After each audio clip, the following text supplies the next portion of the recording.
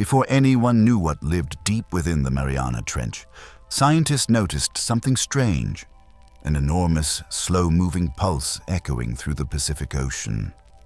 It was too deep for most instruments to resolve clearly, too powerful to belong to any known species, and it repeated from a depth where life should not exist at all. For years, no one could trace the signal. Then, when the first human-occupied submersible finally reached the seafloor, the pulse stopped. At the exact moment the light swept across the bottom, something moved in the silt. The pilots described it as flat, pale, and drifting like a shadow across the mud. It vanished before the cameras could lock on to it. Biologists later insisted that no vertebrate creature could survive that pressure. Not at 7 miles down, where the ocean presses with the weight of 50 jumbo jets stacked on a single point. Proteins should collapse. Cells should fail.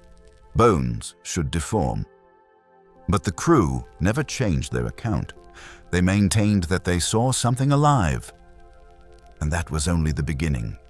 Later dives revealed fish living deeper than any vertebrate was ever supposed to survive. Creatures with bodies so soft they would liquefy at the surface, yet function perfectly in the crushing dark. Scavengers the size of forearms. Predators built for a food supply so scarce that every meal becomes a war of patience. In a place where energy should be impossible to gather, life somehow learned to grow large. Even more unsettling were the discoveries that never relied on sunlight at all. Microbes were found in the mud that feed on chemicals instead of light. Others appear to survive on byproducts of radiation trapped in rock. Living systems powered not by the sun, but by the slow chemistry of the Earth itself. A biosphere that runs on stone, pressure, and time. And alongside these discoveries came the sounds.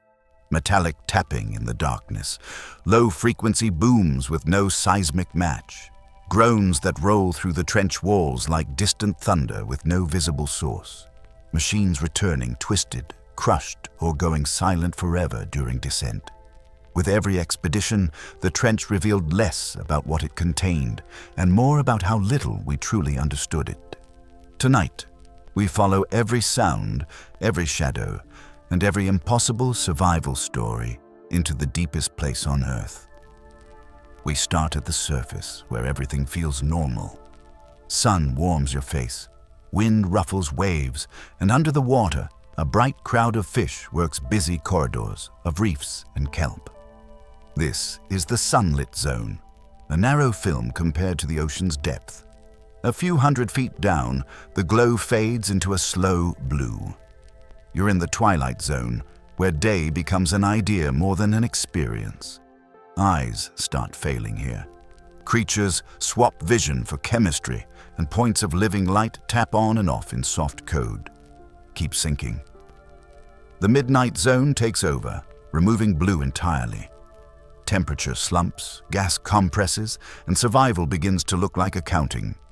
Deeper still, the abyssal plain spreads out as a dark continent. Flat, cold, and almost still, a desert not of sand, but silt.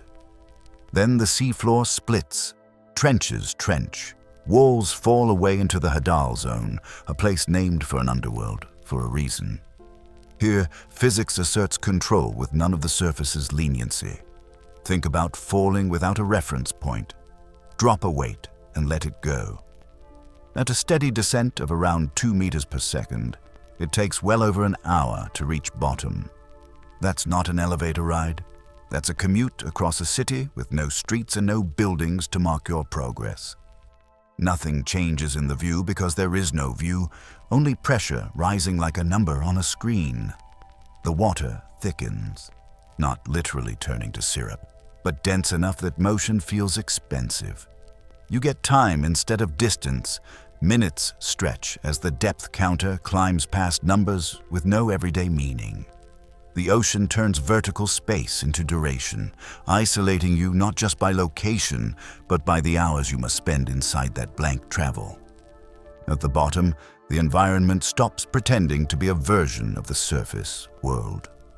Temperatures hover just above freezing, around 1 to 4 degrees Celsius, and never warm. No solar radiation reaches this far. There are no sunsets, no moon cycles, no seasons. Chemical gradients matter more than any weather. Water compresses until even small movements carry a cost in energy. Reactions that would race along at your kitchen table slow under pressure because molecules have less room to find each other. Time stretches not just for falling objects, but for chemistry itself. The stillness is geological.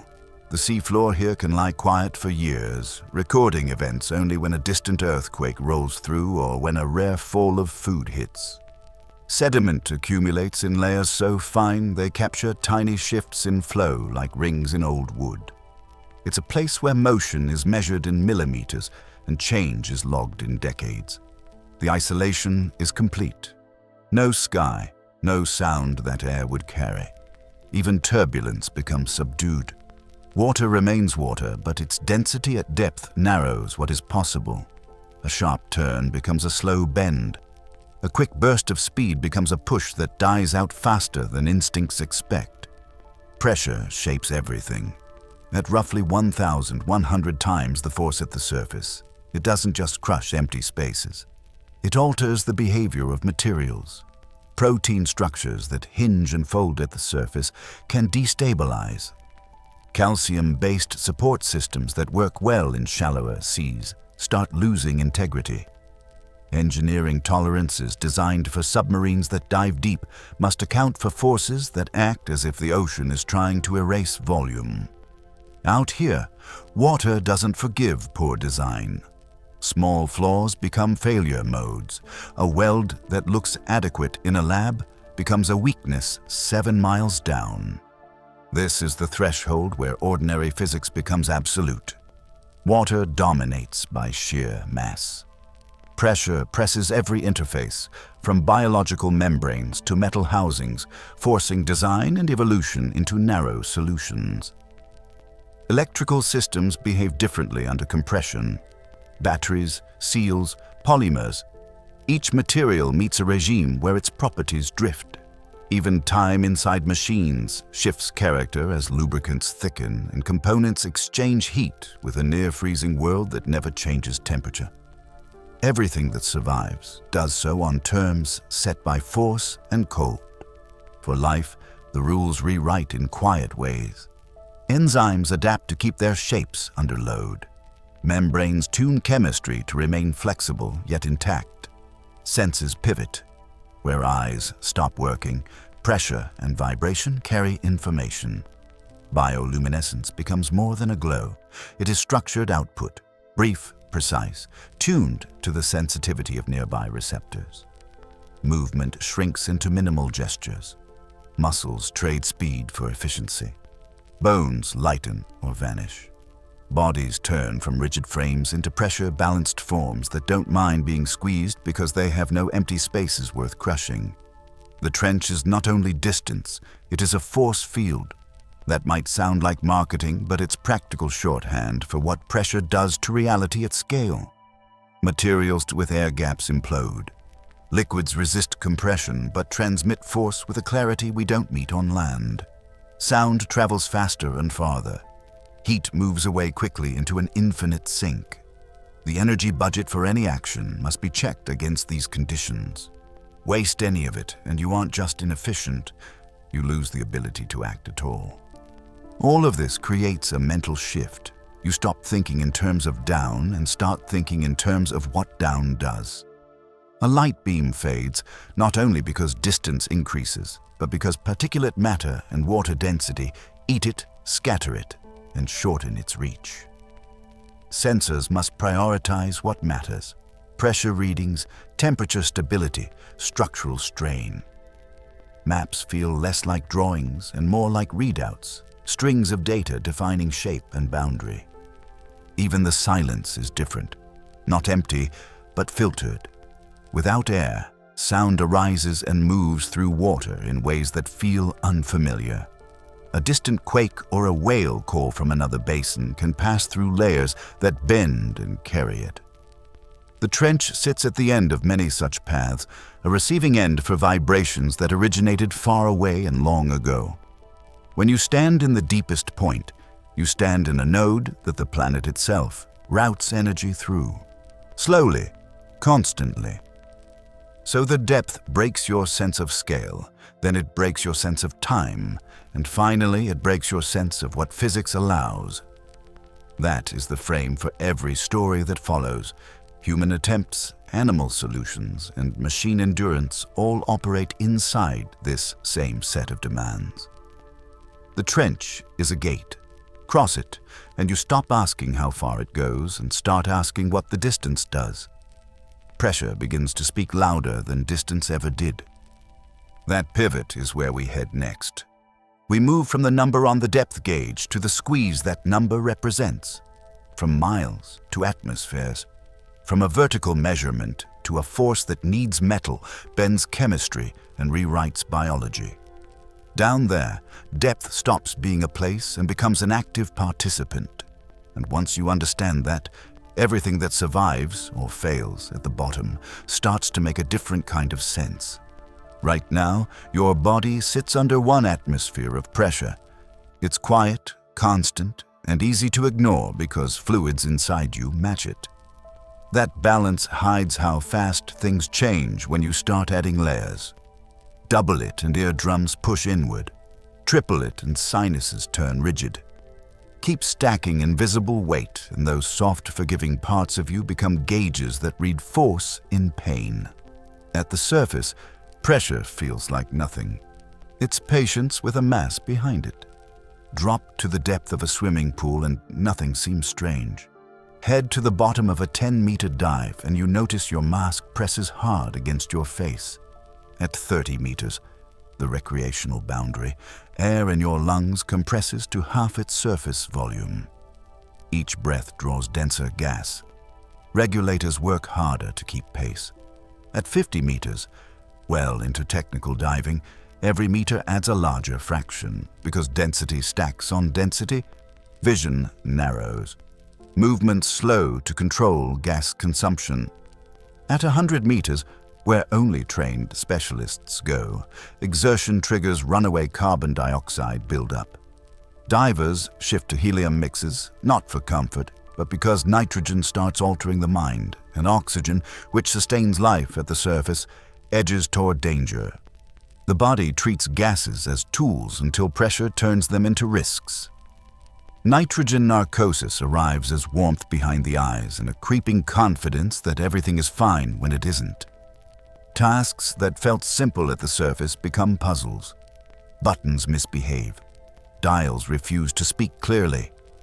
Oxygen toxicity hovers as a threshold, quiet until it triggers convulsions without warning.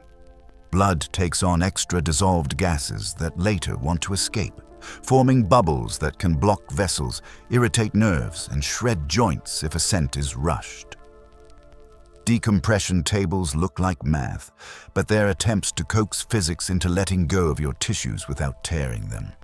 Push farther to the world of saturation diving, and you leave normal life behind. Workers live in pressurized habitats for weeks because cycling up and down through pressure is more dangerous than staying deep. Their voices shift higher as helium replaces nitrogen. A simple cut bleeds differently. Sleep patterns change. Every breath is managed chemistry. Steel chambers become artificial atmospheres, and ascent demands days inside a controlled exit where gases seep out of the body at rates dictated by physics, not impatience. Now step past any depth a human body can tolerate and into a realm defined by what pressure does to matter. Gases, free and energetic at the surface, get squeezed until they behave like dense fluids. Liquids already resist change, but under extreme pressure, their molecules pack closer until every motion meets resistance, turning movement into work and heat into something that struggles to move. Solids flex. Steel that looks rigid at the surface grows tired under load, then yields, then flows microscopically. Rubber gaskets creep. Plastics harden and crack as molecules lose room to vibrate. At scale, the ocean finds every weakness and presses. Inside cells, the damage becomes precise. Proteins only work because they fold into shapes that fit other molecules like tools on a bench. Pressure wants to pry those folds apart. Hydrophobic cores that keep enzymes stable are forced to accept water molecules under compression, and those intrusions destabilize the shape that lets chemistry proceed. Membranes that keep the inside separate from the outside turn rigid, then leaky. Ion channels misfire. Metabolic pathways stall. At the limit, the machine of biology stops not from lack of energy, but because its parts can't hold form long enough to react. Some deep animals counter this by loading their cells with stabilizing molecules that hold proteins in working shapes and keep membranes flexible under crushing weight. These compounds act like tiny braces and shock absorbers, making chemistry possible where it should fail. But that fix has a ceiling. As pressure climbs, more stabilizers are needed until the concentration required would break other systems. This is why vertebrate life faces a hard stop with depth. The proteins in nerves, blood, and connective tissues reach a point where shape and function can't coexist with the pressure. Engineers meet the same physics with different losses. Spheres are favored because they distribute stress, but even perfect geometry fails if the smallest defect concentrates force. The margin between intact and erased can be millimeters. When a hull gives, it doesn't dent politely. Water tears space open and closes it in the same instant. Inside volume disappears as the ocean rushes to equalize. The sound is short, the energy transfer complete. With unmanned vehicles, we've seen this end point. A tough, well-tested system can still vanish into shards when some unnoticed variable stacks with pressure. Simple props tell the story without numbers. Send a styrofoam cup to a few thousand meters, and it returns as a dense thimble, artwork squeezed into fine print. Lower a sealed metal can, and it caves along crisp lines you didn't know were stress paths, folding quietly before it would ever make a crunch in air. Deep moorings come back twisted as if heat had softened them, even though the water was near freezing. Electronics cast in resin emerge with hairline fractures drawn like maps across their surfaces. These are souvenirs from a place where pressure is the sculptor and everything else is clay. The effect isn't random destruction, it's selection. Anything that lasts has been filtered by force.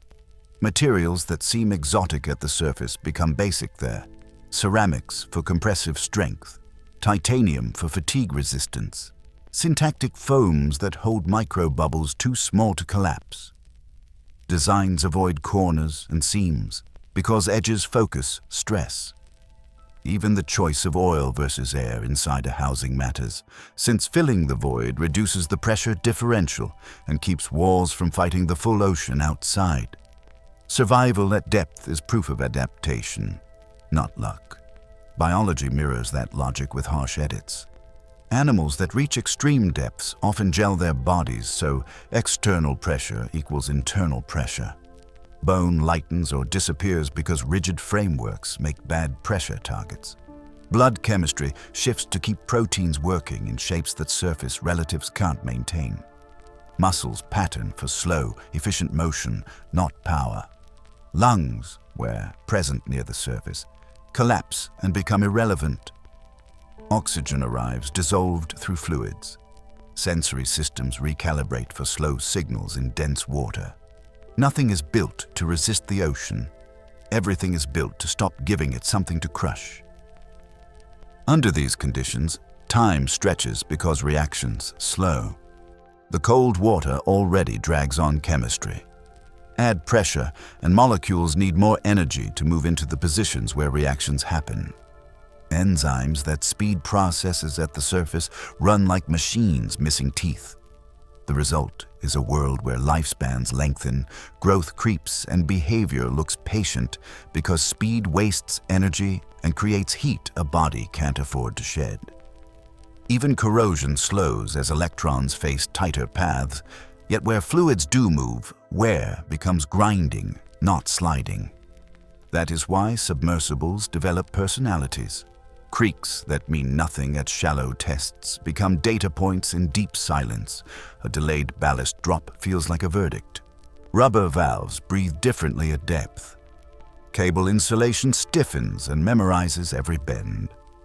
Batteries that shrugged off cold in a lab lose voltage when pressure squeezes their separators. Diagnostics measure in real time not just health, but the project of holding shape against an environment that edits shapes out of existence. So the trench stops being a hole and becomes a crucible. It's a place that takes biology and machinery and either makes them compliant with its rules or removes them. To descend is to accept negotiation with force. Nothing meets you there except pressure asking the same question it asks every molecule. Can you hold your form long enough to function? The answers define which organisms feed, which signals travel, which alloys work once and which never return. And then the weight stops being the only thief. Go deeper into the night and another removal begins. Sight fades until it's gone. Even artificial light reaches only a meter or two in this dense, particle-rich black. Sensors hear farther than cameras see. Life that survives here has to navigate a world where force strips shape and darkness strips vision, trading muscle for chemistry and eyes for other senses. From here, sound, pressure, and patience become the tools, because light no longer has authority. Light thins into blue threads, then slips out. The last photons scatter, and vision hits a hard limit. From here, the water stops acting like sky and becomes a dense, cold medium where brightness shrinks to a numb memory. Your eyes can't help you.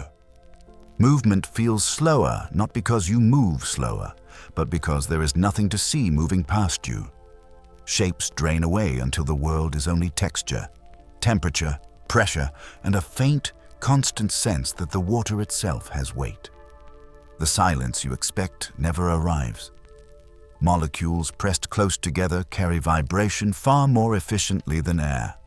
The ocean turns into a giant instrument body, a chamber that prefers sound over sight. In this black sound becomes the only way to reach across distance. A click carries, a thud lingers. A low moan sweeps the water column like wind in a pipe, but cleaner, tighter, longer. You're inside an acoustically enormous space where whispers travel like shouts, and shouts refuse to die. Below, a layer forms that bends sound back toward itself. It is a horizontal hallway shaped by pressure and temperature, a band that catches certain frequencies and refuses to let them fade. Signals slot into it and slide outward for thousands of kilometers. Engineers call it the SOFAR channel. Down here, it behaves like a hidden highway, curling waves along invisible contours, turning local noises into global ones. The trench sits near this path, steep walls acting like guides. It becomes not a sink for sound, but a receiver that gathers distant messages, some from storms you will never see and ships you will never meet. Why does it work? Water density rises with depth. The colder, more compressed the water, the better it conducts vibration. Sound here moves faster than it does in air, and it loses less energy as it goes. Low frequencies travel especially far, wrapping around obstacles and slipping through thermoclines. High frequencies fade sooner, eaten by the medium. So the deep favors long, slow notes. It rewards patience and punishes chatter. Anything that learns to send the right kind of tone can reach across an ocean. Animals exploit this. Baleen whales pass messages from basin to basin, long patterned calls tuned for the channel. One phrase launched at dawn can arrive at night halfway around the world, filtered and stretched but still recognizable. Geological forces join in. The grinding of plates, the slip of a fault, the cough of a small quake. Each radiates low-frequency energy that the channel shepherds across distance. On some days, the trench hears weather. Typhoons drag thunder across the surface, and the deep translates it into rolling pressure pulses. On others, it hears industry. Tanker propellers and engine harmonics stamp out steady mechanical rhythms that mark shipping lanes the way highway noise marks a city. To listen, scientists lower hydrophones, pressure-armored microphones with sensitivity tuned for quiet. They expect baseline calm. They get complexity. Hours of low rumbles braided with clicks, whistles, soft taps, and strange mid-band tones that burst, flutter, and end. They learn to read waveforms the way you read handwriting. Biological sounds often repeat with slight variation. Geological rumbles carry grainy, broadband power. Mechanical sources stay steady, with harmonics stacked in neat ladders. The trench teaches pattern recognition through necessity. If you cannot see it, you must decide by shape in sound alone. This flips the human sensory map. Hearing takes command. Your brain starts building a picture from delays, echoes, and frequency shifts. A distant groan grows and fades, a quake. A laddered hum persists, a ship. A clipped sequence returns at intervals, a living sender possibly navigating. Vision would confirm, but vision is gone. Instead, you feel the pressure of a world where everything speaks in vibration and nothing pauses long enough to be called empty. The scale of connection feels strange. A call recorded in one canyon appears again days later, altered by bending paths that never cross the surface. A metal-like tap sequence appears, repeats over an hour, then disappears for months before faintly returning from a different direction and depth. Acoustic rays curve with temperature gradients. Layers act like lenses, focusing or smearing sound. Distances lie. Near can be far, far can be under your feet. The trench does not just collect sounds. It transforms them, folding space into paths that logic has to learn to trust. Physics explains the reach, but not the character of every signal. Hydrophones caught an ultra-low event in the late 1990s that dwarfed known whale calls and outlasted simple earthquakes. Later analysis tied similar signatures to ice fracturing far to the south. The lesson was not that all big unknowns are ice, but that the ocean carries surprises first and explanations second. In 2014 and 2015, recorders logged a brief 5-part call, deep groans vaulting into a high metallic twang. It appeared, repeated, and refused to match any catalog cleanly. The archive grows, and certainty trails it by years. The social world of marine life depends on this reach. Whales stitch family ranges together with low notes. Smaller creatures click, pop, and rasp to find food or avoid becoming food. Each sound competes with the others and with the planet itself. Ship traffic adds steady noise floors. Storms spike the spectrum. Quakes roll through. The trench samples all of it. Listening here is like reading every headline at once in a foreign language while the font keeps changing. Inside submersibles, crews report the odd effect of hearing the world more than seeing it. The hull becomes an ear. Teeny changes in pitch map to direction as vibrations arrive at slightly different times. A distant crack can feel like proximity. The mind adapts by elevating sound to the primary sense. It is not a choice. The environment makes the decision. This has consequences for how we study the deep. A single hydrophone does not triangulate. You need arrays, methods, and careful modeling to backtrack a path through bending layers. Even then, small errors compound. The channel's strength creates ambiguity. The better the ocean carries a signal, the harder it can be to say exactly where it started. In astronomy, vacuum gives clean lines. In the ocean, the medium edits your data as it delivers it. So the trench functions like a communication node, not a transmitter, but a filter where the planet's acoustic signatures pass through one concentrated point. Plate motions, storm seasons, migrations, traffic waves. Each leaves traces in this narrow slice of Earth.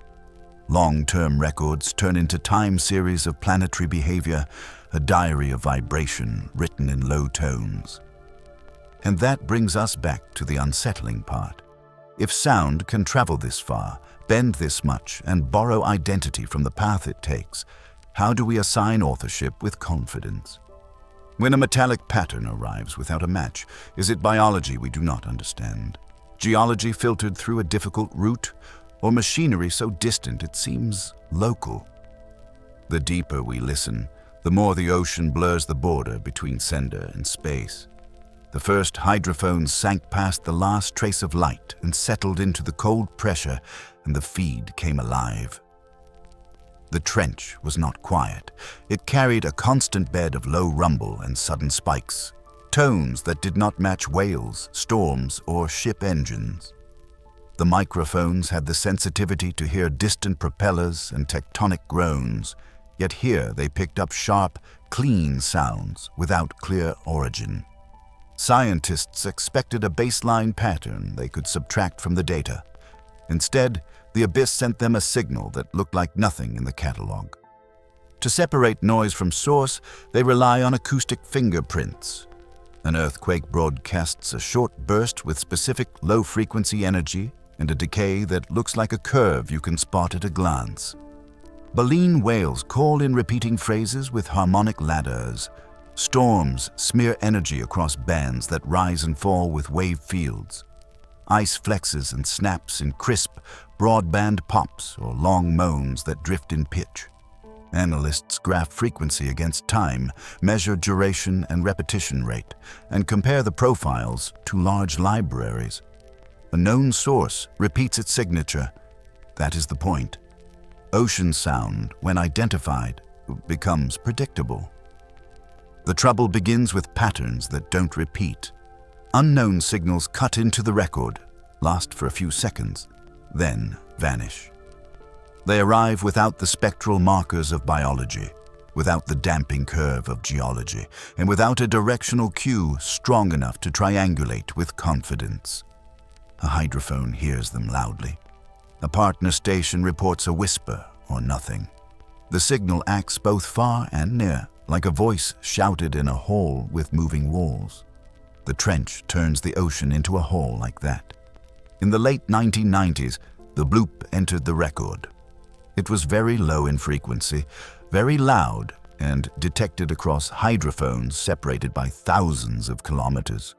It stretched longer than a typical quake and slower in pitch change than standard ice quakes. Early speculation leaned toward a biological source, larger in acoustic output than any known whale, because the amplitude seemed to require it.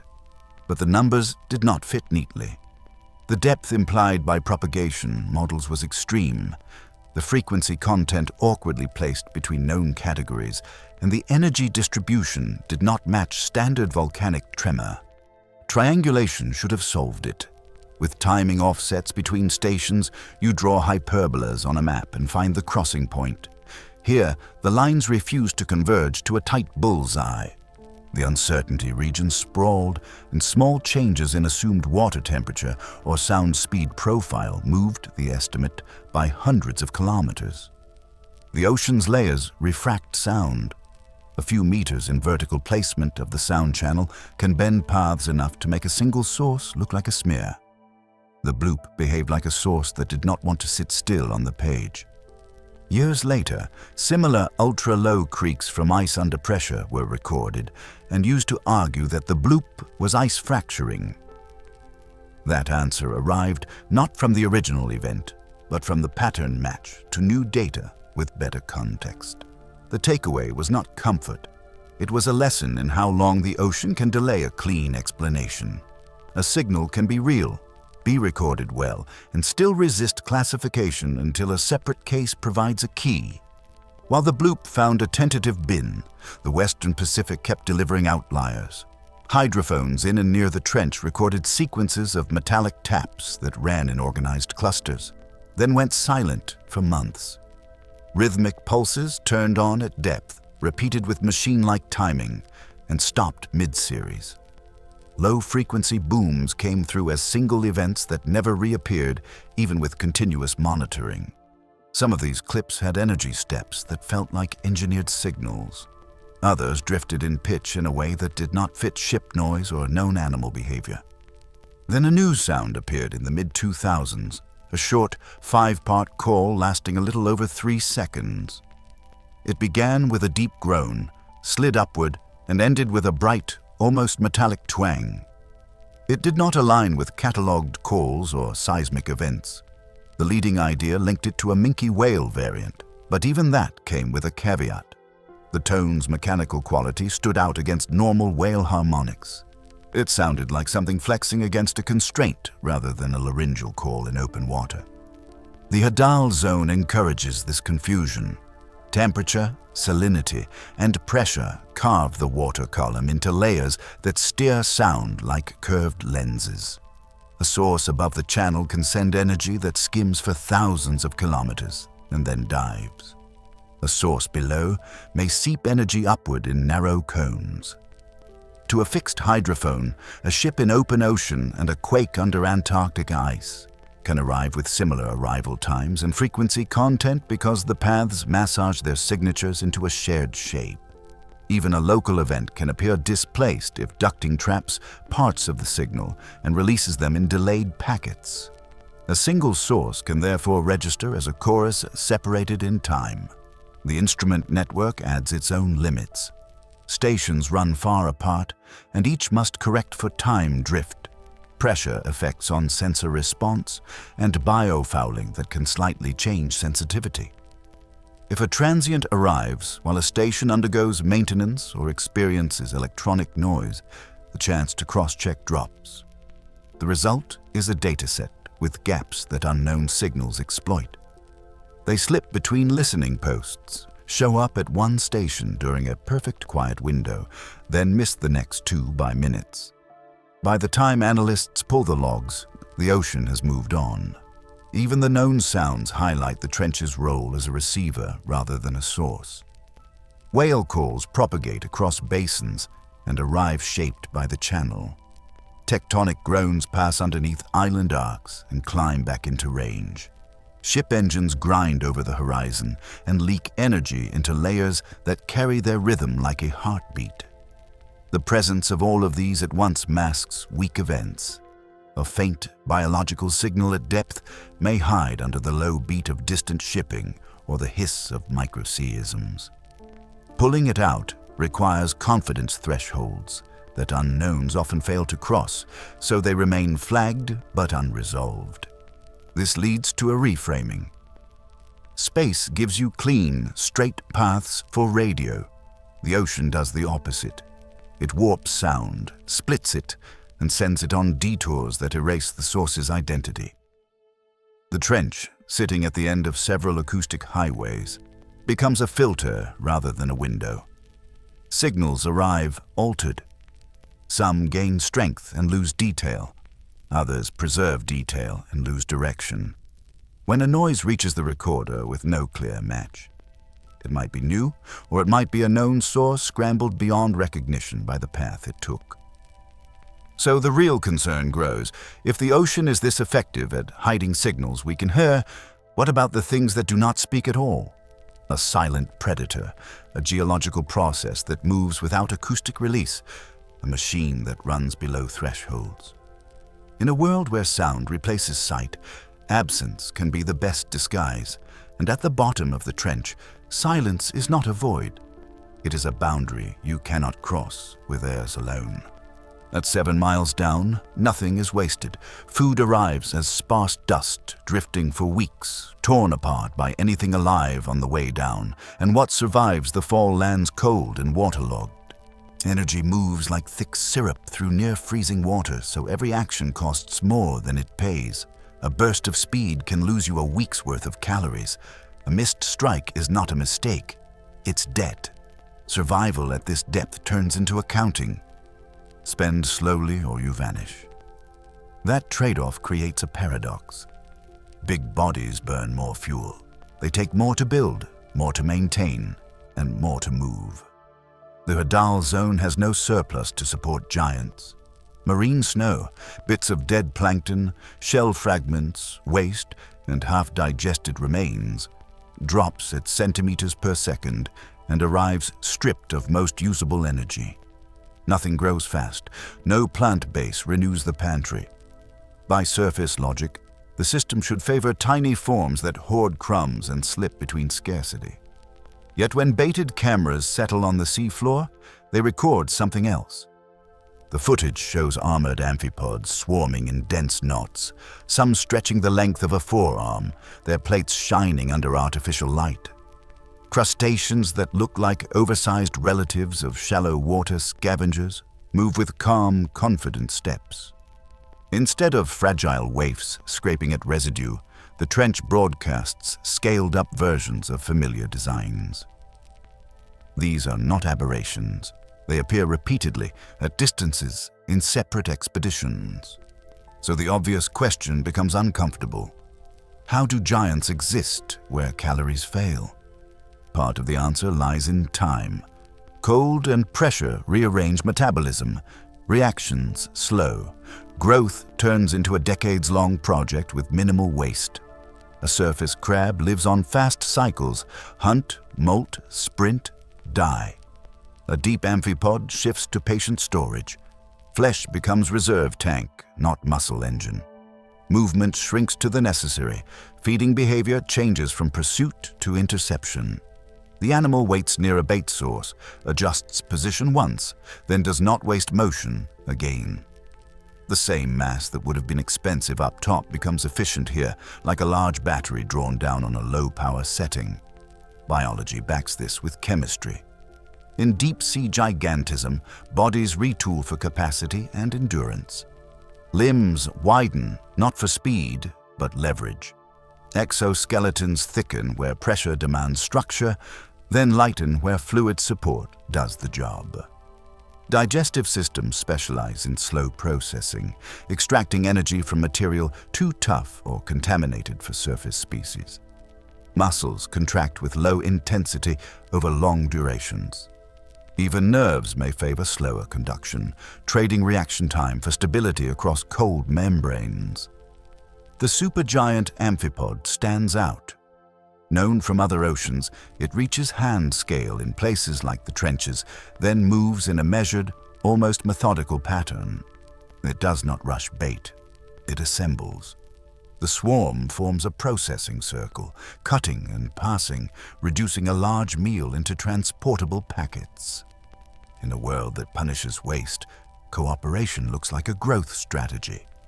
Scale makes sense if it means storing more food inside your own frame and holding ground when a rare jackpot drops. Then come the vertebrates. The deepest known fish, translucent snailfish, carry adaptations that look counterintuitive until you consider pressure as default. Their skeletons are reduced, almost sketched instead of built. The body is gelatinous, tuned to match the density of surrounding water so they neither sink too fast nor struggle to rise. Inside, specialized piezolytes stabilize proteins and membranes, keeping essential enzymes folded and functional when pressure would normally disrupt their shape. Everything about this design avoids hard points where pressure could focus and tear. They do not power through the water, they flow with it. Hunting strategy follows the same logic. Large predators up top chase. Down here, the clock runs different. A snailfish can sit within a meter-wide bubble of acceptable motion for long stretches, then move a short distance to intercept a drifting amphipod or small crustacean. Mouth parts and skull flexibility matter more than jaw-crushing force. Most prey is soft. The job is not to kill at speed, but to secure calories without wasting energy or damaging fragile tissue in the process. So, why the size? In the deep sea, large bodies store not just energy but time. Big individuals ride out long gaps between meals. A large amphipod handles a sudden windfall, a fish head, a squid mantle, or, rarely, a whale fragment, by packing it into its own tissues for later. Larger dimensions can also reduce relative heat loss in frigid water, a small edge when every watt counts. Predation pressure remains low. There are few fast hunters. Scarcity protects the slow. The result is a biological rewrite. Size without speed, endurance without power. You can see it in movement. A giant amphipod lifts and sets each limb like a worker moving stone. A snailfish flexes just enough to realign with a faint current. Even the scavenging patterns unfold at a pace that defeats surface intuition. A bait drop that would vanish in minutes near a coral reef remains active for hours as animals cycle in and out, take measured bites, and retreat. The system breathes on multi-hour inhalations. These strategies depend on chemistry that resists collapse. Pressure tries to push water into everything. Proteins tend to unfold under that force, losing the precise shapes that make reactions run. Deep species counter with molecules that bind water and stabilize structure, keeping enzymes functional within a narrow window. Membranes stay flexible without leaking. That stability allows cells to keep operating at low energy levels for long periods, supporting the slow growth, low waste plan that makes size possible. Gigantism also reflects the shift from chase to ambush. Large, slow animals can block access to a bait source by sheer presence, defending it from smaller competitors with short lunges or simple crowding. When prey arrives as a rare pulse, those brief moments of control pay off more than any sprint ever could. Territoriality becomes a circle of sediment, not a defended range. Motion is currency. A single lunge replaces 100 flicks. The deepest vertebrate discoveries fit this logic. Transparent bodies avoid rigid parts that would crack under stress. Reduced bone means fewer failure points. Pressure-stabilizing compounds keep internal machinery aligned. These fish live near the edge of what vertebrate tissue can tolerate. Bring them up too fast, and the very chemistry that protects them will fail in the opposite direction. They're tuned to a constant force we can only survive with machines. All of this builds toward a contradiction that's real but workable. We expect big bodies to be fast and powerful. Down here, size pairs with careful movement. Endurance comes without explosive strength. The arms race shifts from speed to efficiency, from muscle to storage, from reaction time to chemical resilience. It stretches across decades. A dominant animal today might not meet a serious competitor for years. The scoreboard updates on geologic calendars, so the trench teaches a blunt lesson. Surface rules bend. Intuition misfires. The giants that thrive are patient accountants of energy, not athletes. The apex vertebrate is a gel with bones on pores. The largest scavengers work in deliberate teams. Growth is not a sprint, but a long negotiation with cold, pressure, and scarcity.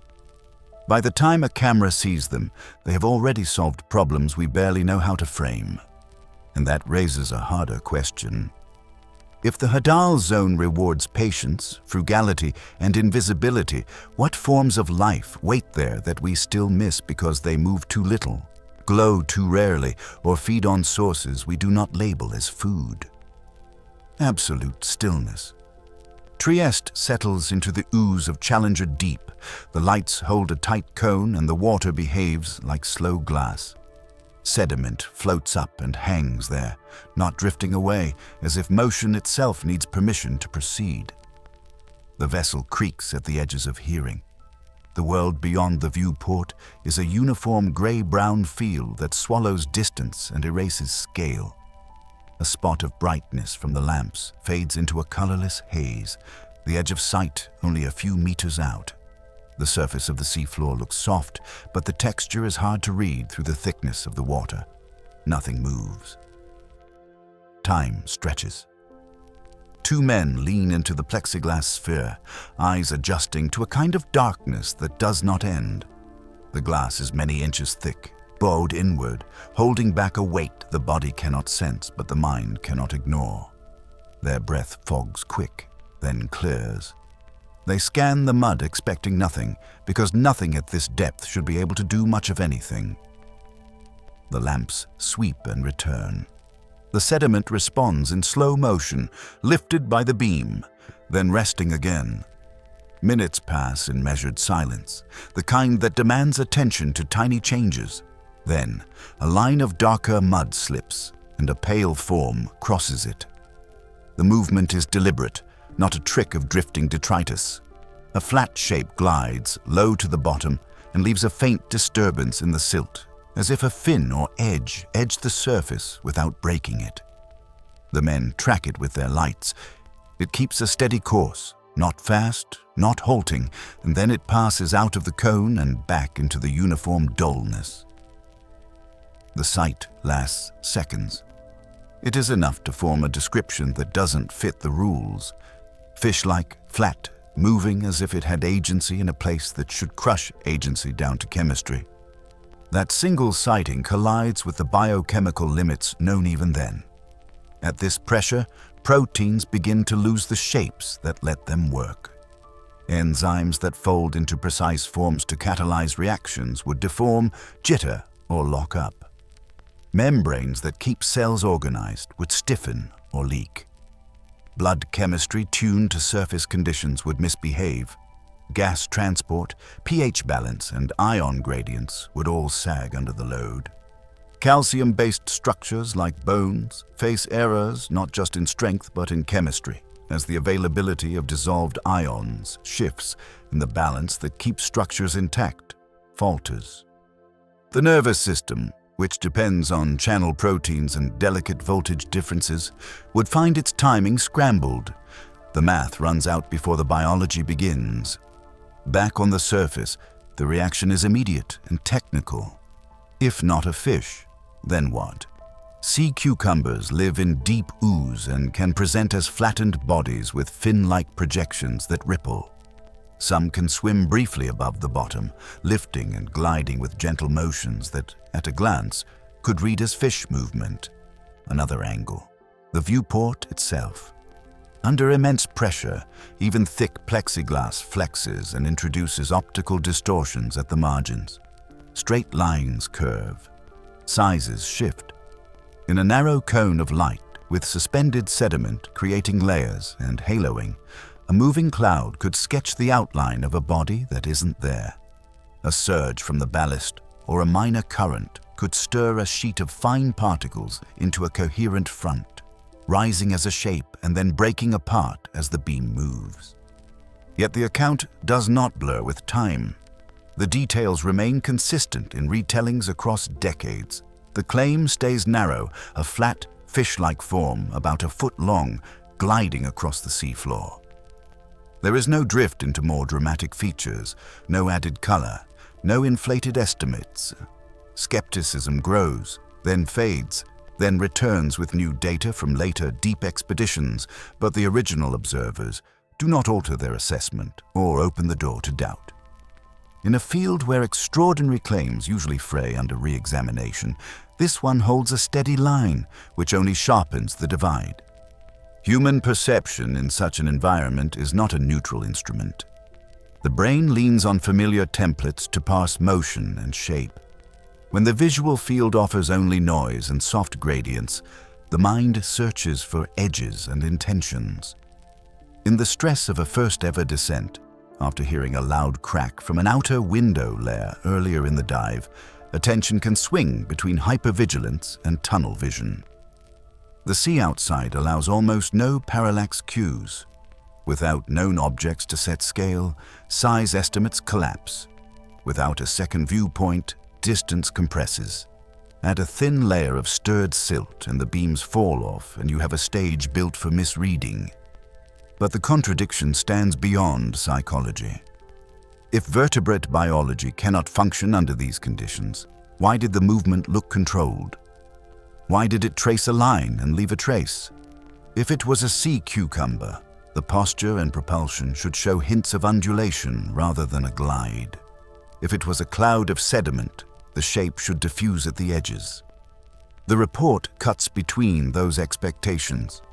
It was not long, it was not fast, it did not tumble, it slid. Lab work since then deepens the pressure barrier. Studies show that critical proteins start failing as pressure climbs, unless cells stockpile stabilizers in high concentrations that carry their own costs. Even deep-living snailfish known from shallower huddle edges rely on small bodies, pliable skeletons, and chemical adjustments that begin to fail well before Challenger deep pressures. Models suggest a depth limit beyond which vertebrate biochemistry cannot maintain function. That limit sits thousands of meters above Trieste's landing spot. The account, if taken at face value, would leapfrog those constraints without a mechanism. So the debate loops through the same alternatives.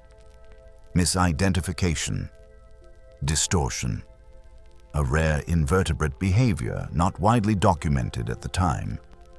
Instrument or lighting artifacts, yet none of those cleanly erase the experience as told. The men did not hedge. They did not describe it as a maybe. They did not later recast it as an illusion under stress. The story's consistency gives it a strange durability. It becomes less a claim to prove and more a thorn that sticks in the logic of deep biology. This is where cognition meets rule-breaking evidence. Training teaches the mind to categorize and discount. When an observation falls outside the boundaries, the first step is to search for nearby bins that can absorb it. If a sea cucumber can look like a fish for a second, then the rules stand. If glass flexion can bend light into a fish outline, then the rules stand. But if the shape was what it looked like, the rules stumble. That does not mean the rules collapse. It means the observation lives in a narrow, uncomfortable gap where data are sparse and error bars are wide. The human stressors of that dive do not disprove the sighting. They only widen the range of plausible confusion. The paradox that remains is stark. One sighting at the absolute limit of depth. No confirming footage from later cameras. No specimen in traps. No environmental DNA signals secured from near bottom water samples that would hint at vertebrate presence where biochemistry says no. The silence around the claim becomes its own data point. If a population existed, some trace should have appeared by now under the lights of remote landers and autonomous vehicles sampling the same terrain. It hasn't. The abyss keeps its answer. Decades roll by without resolution. Technology leaps forward. Sensors get sharper, vehicles quieter, optics cleaner, and still the bottom stays mostly empty of moving forms on camera. The first human eyes saw something that refuses to reappear, and that absence grows louder in the record than the original seconds-long glide. When the next person finally drops to that depth again, the timeline itself has changed. The new descent happens without a second witness in the sphere, without a shared glance to check the brain's pattern reading, and without any guarantee that anything at all will move through that thin light.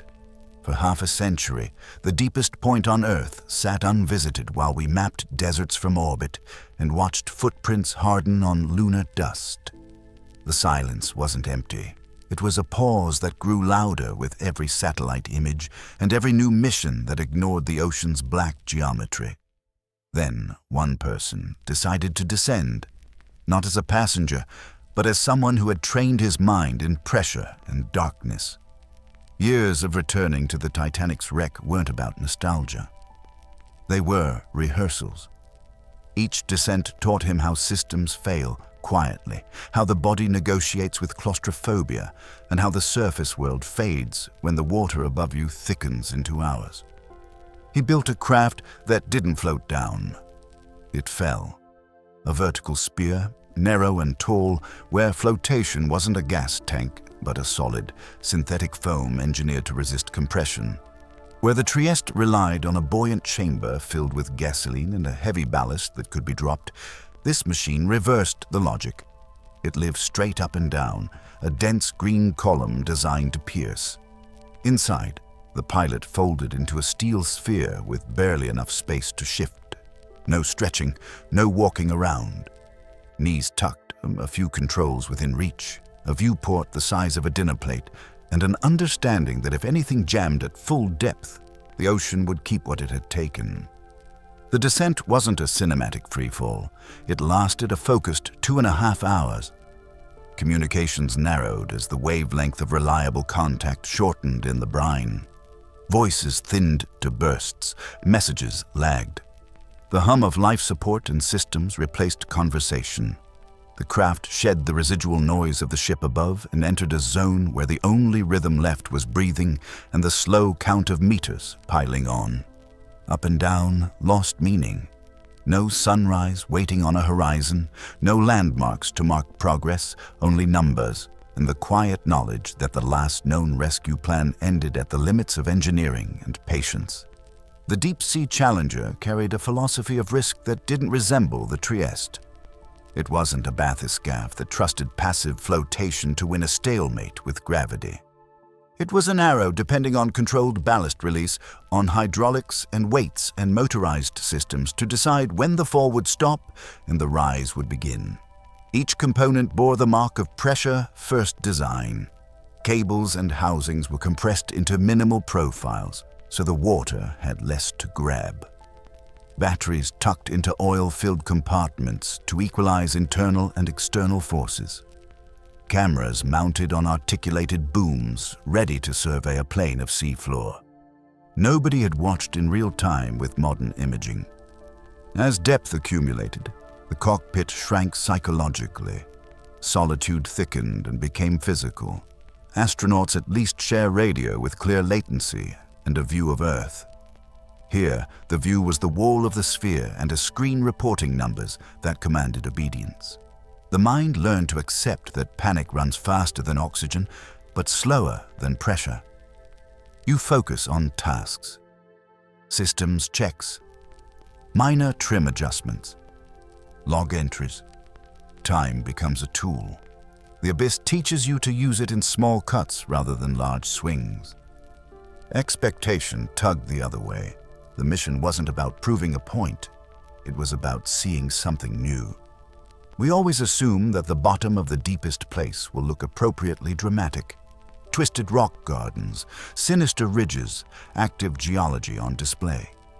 The reality at full Hadal depth turned out to be the opposite. A flat, pale plain.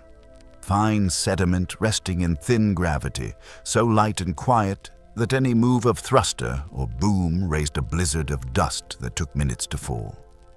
Biological motion, dim and spare. A scavenger here, a worm-like shape there. At the fringe of the sub's lights, faint shifts like edits in a film, but without a soundtrack or a cut point. And that quiet carried its own pressure. When you work that hard to arrive, the absence feels like a verdict. What did appear in perfect focus wasn't alien. It was a familiar crease of plastic, the thin mouth of a bag half buried in mud, pinned by the weight of darkness. Not a high-tech clue or geological archive. A disposable artifact from the surface, translated down the water column by time and gravity. The first bright, unambiguous object at the deepest point on Earth was a product of our daily life. The craft's lights caught its ripples.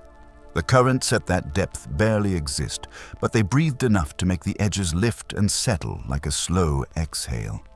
It read as ordinary and wrong at the same time. That moment reframed the dive. The pressure sphere did its job. The ballast system behaved. Cameras gathered hours of video. But the headline wasn't engineering. It was continuity. We had drawn a line straight down from the checkout aisle to Challenger Deep. The idea that 7 miles of water formed a natural barrier to our reach failed on contact with reality. Plastics don't float forever. Fibers don't dissolve on cue. Over decades, fragments pick up biofilms, add weight, and sink. Weather pushes them into gyres, currents drive them off shelves, and the ocean turns the whole water column into an elevator with no attendant on duty. Inside that sphere, the encounter landed like a message that didn't need a translation. The abyss was not exempt from the surface. The metrics we celebrate, depth record, solo descent, new machine, shared the scene with a grocery bag. It's a hard juxtaposition.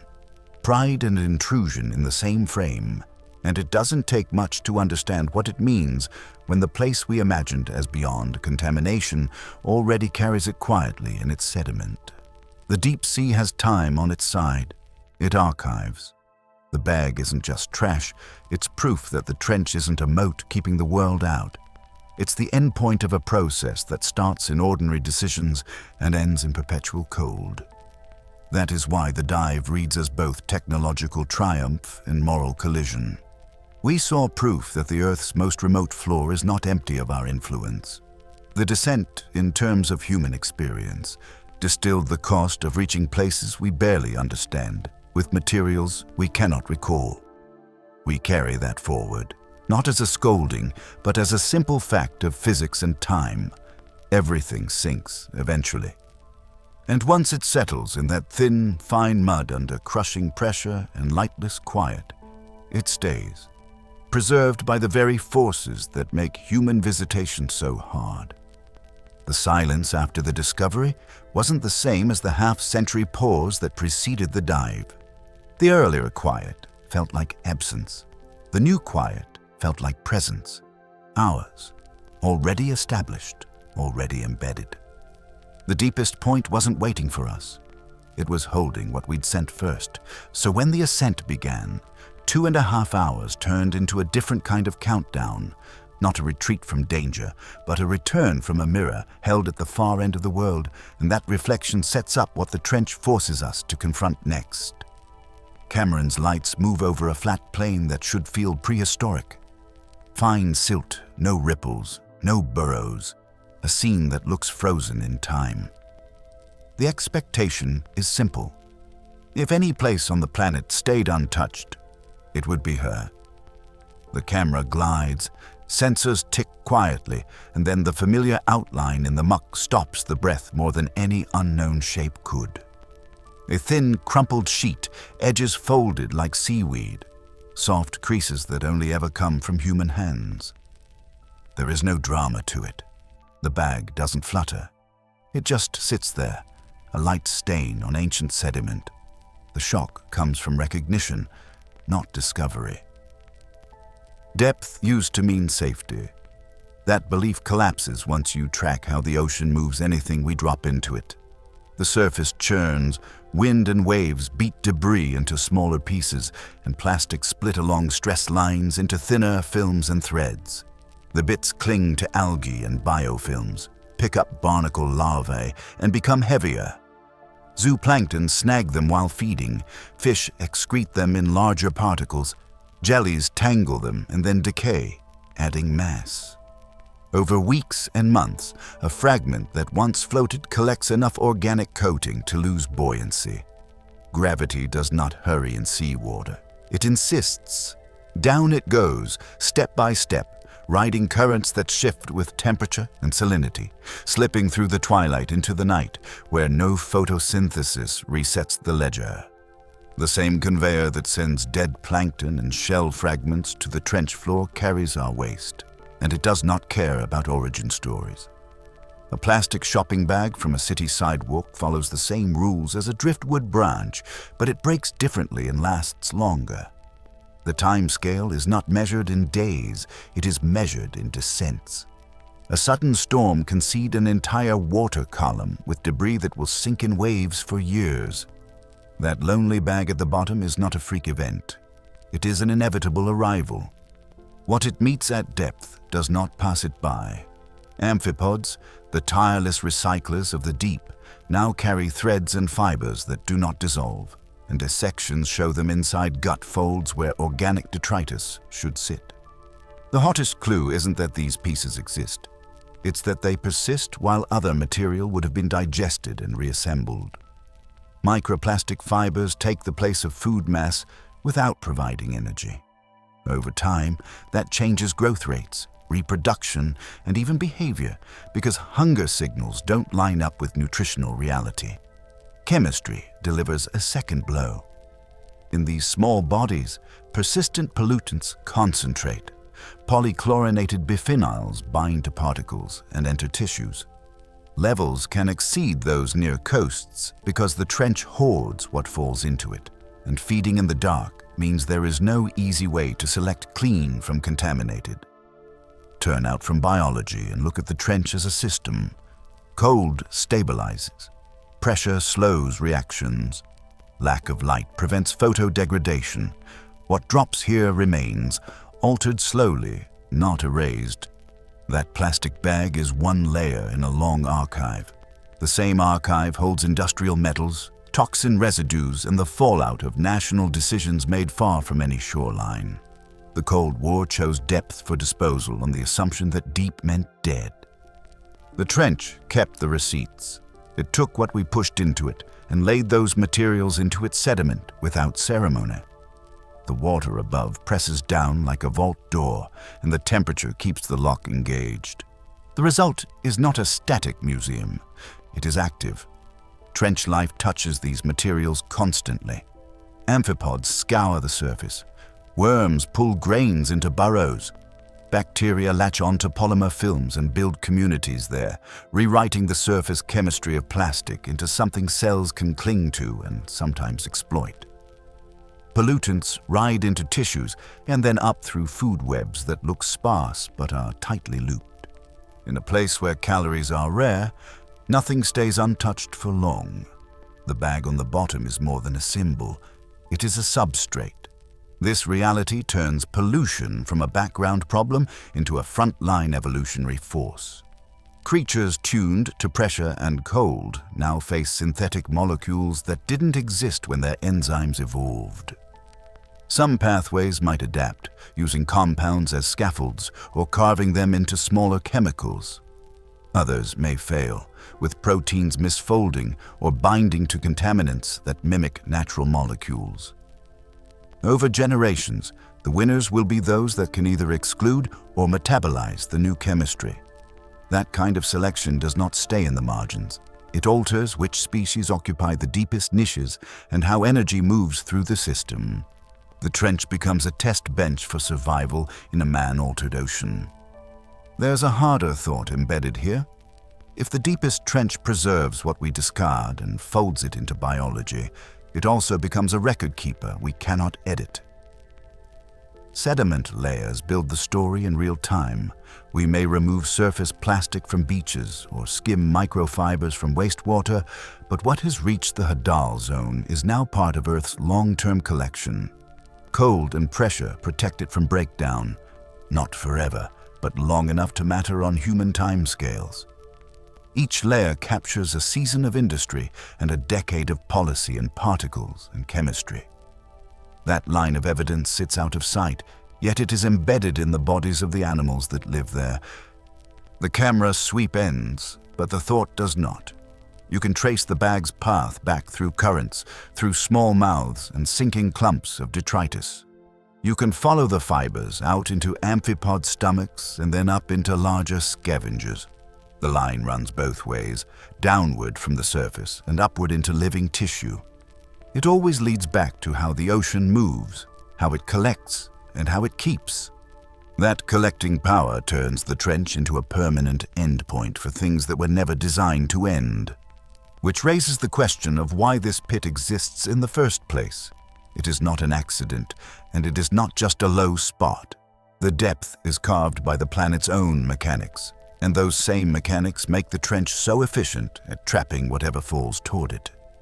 The bag lying in the mud is there because the ocean is connected top to bottom, but it stays there because the seafloor is being pulled down and remade on timescales that dwarf human planning. The 7-mile scar is a machine that runs on pressure, gravity, and time. To understand why it keeps what it catches and why it keeps getting deeper, you have to climb out of the immediate shock and look at the forces that fold the Earth inward beneath the Pacific. Pull back from the silt and cold and the bottom stops being an end. It becomes a hinge.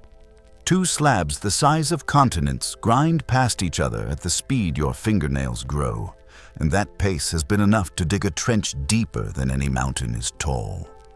On the east, the Pacific Plate carries an old, heavy seafloor. To the west, the Philippine Plate rides higher and younger. Where they meet, the Pacific Plate bends and slides down like a stone sinking through honey. The bend is the trench. The dive continues into the earth, a conveyor where crust gets swallowed and changed. The line on a map is only the rim. The real structure plunges inward for hundreds of kilometers as a cold, rigid tongue of rock disappears into hotter layers below. Follow that tongue down and the familiar behavior of rock unravels. At the surface, granite and basalt feel solid, brittle, dependable. In the mantle, pressure and heat team up and make the same minerals act like very slow fluid.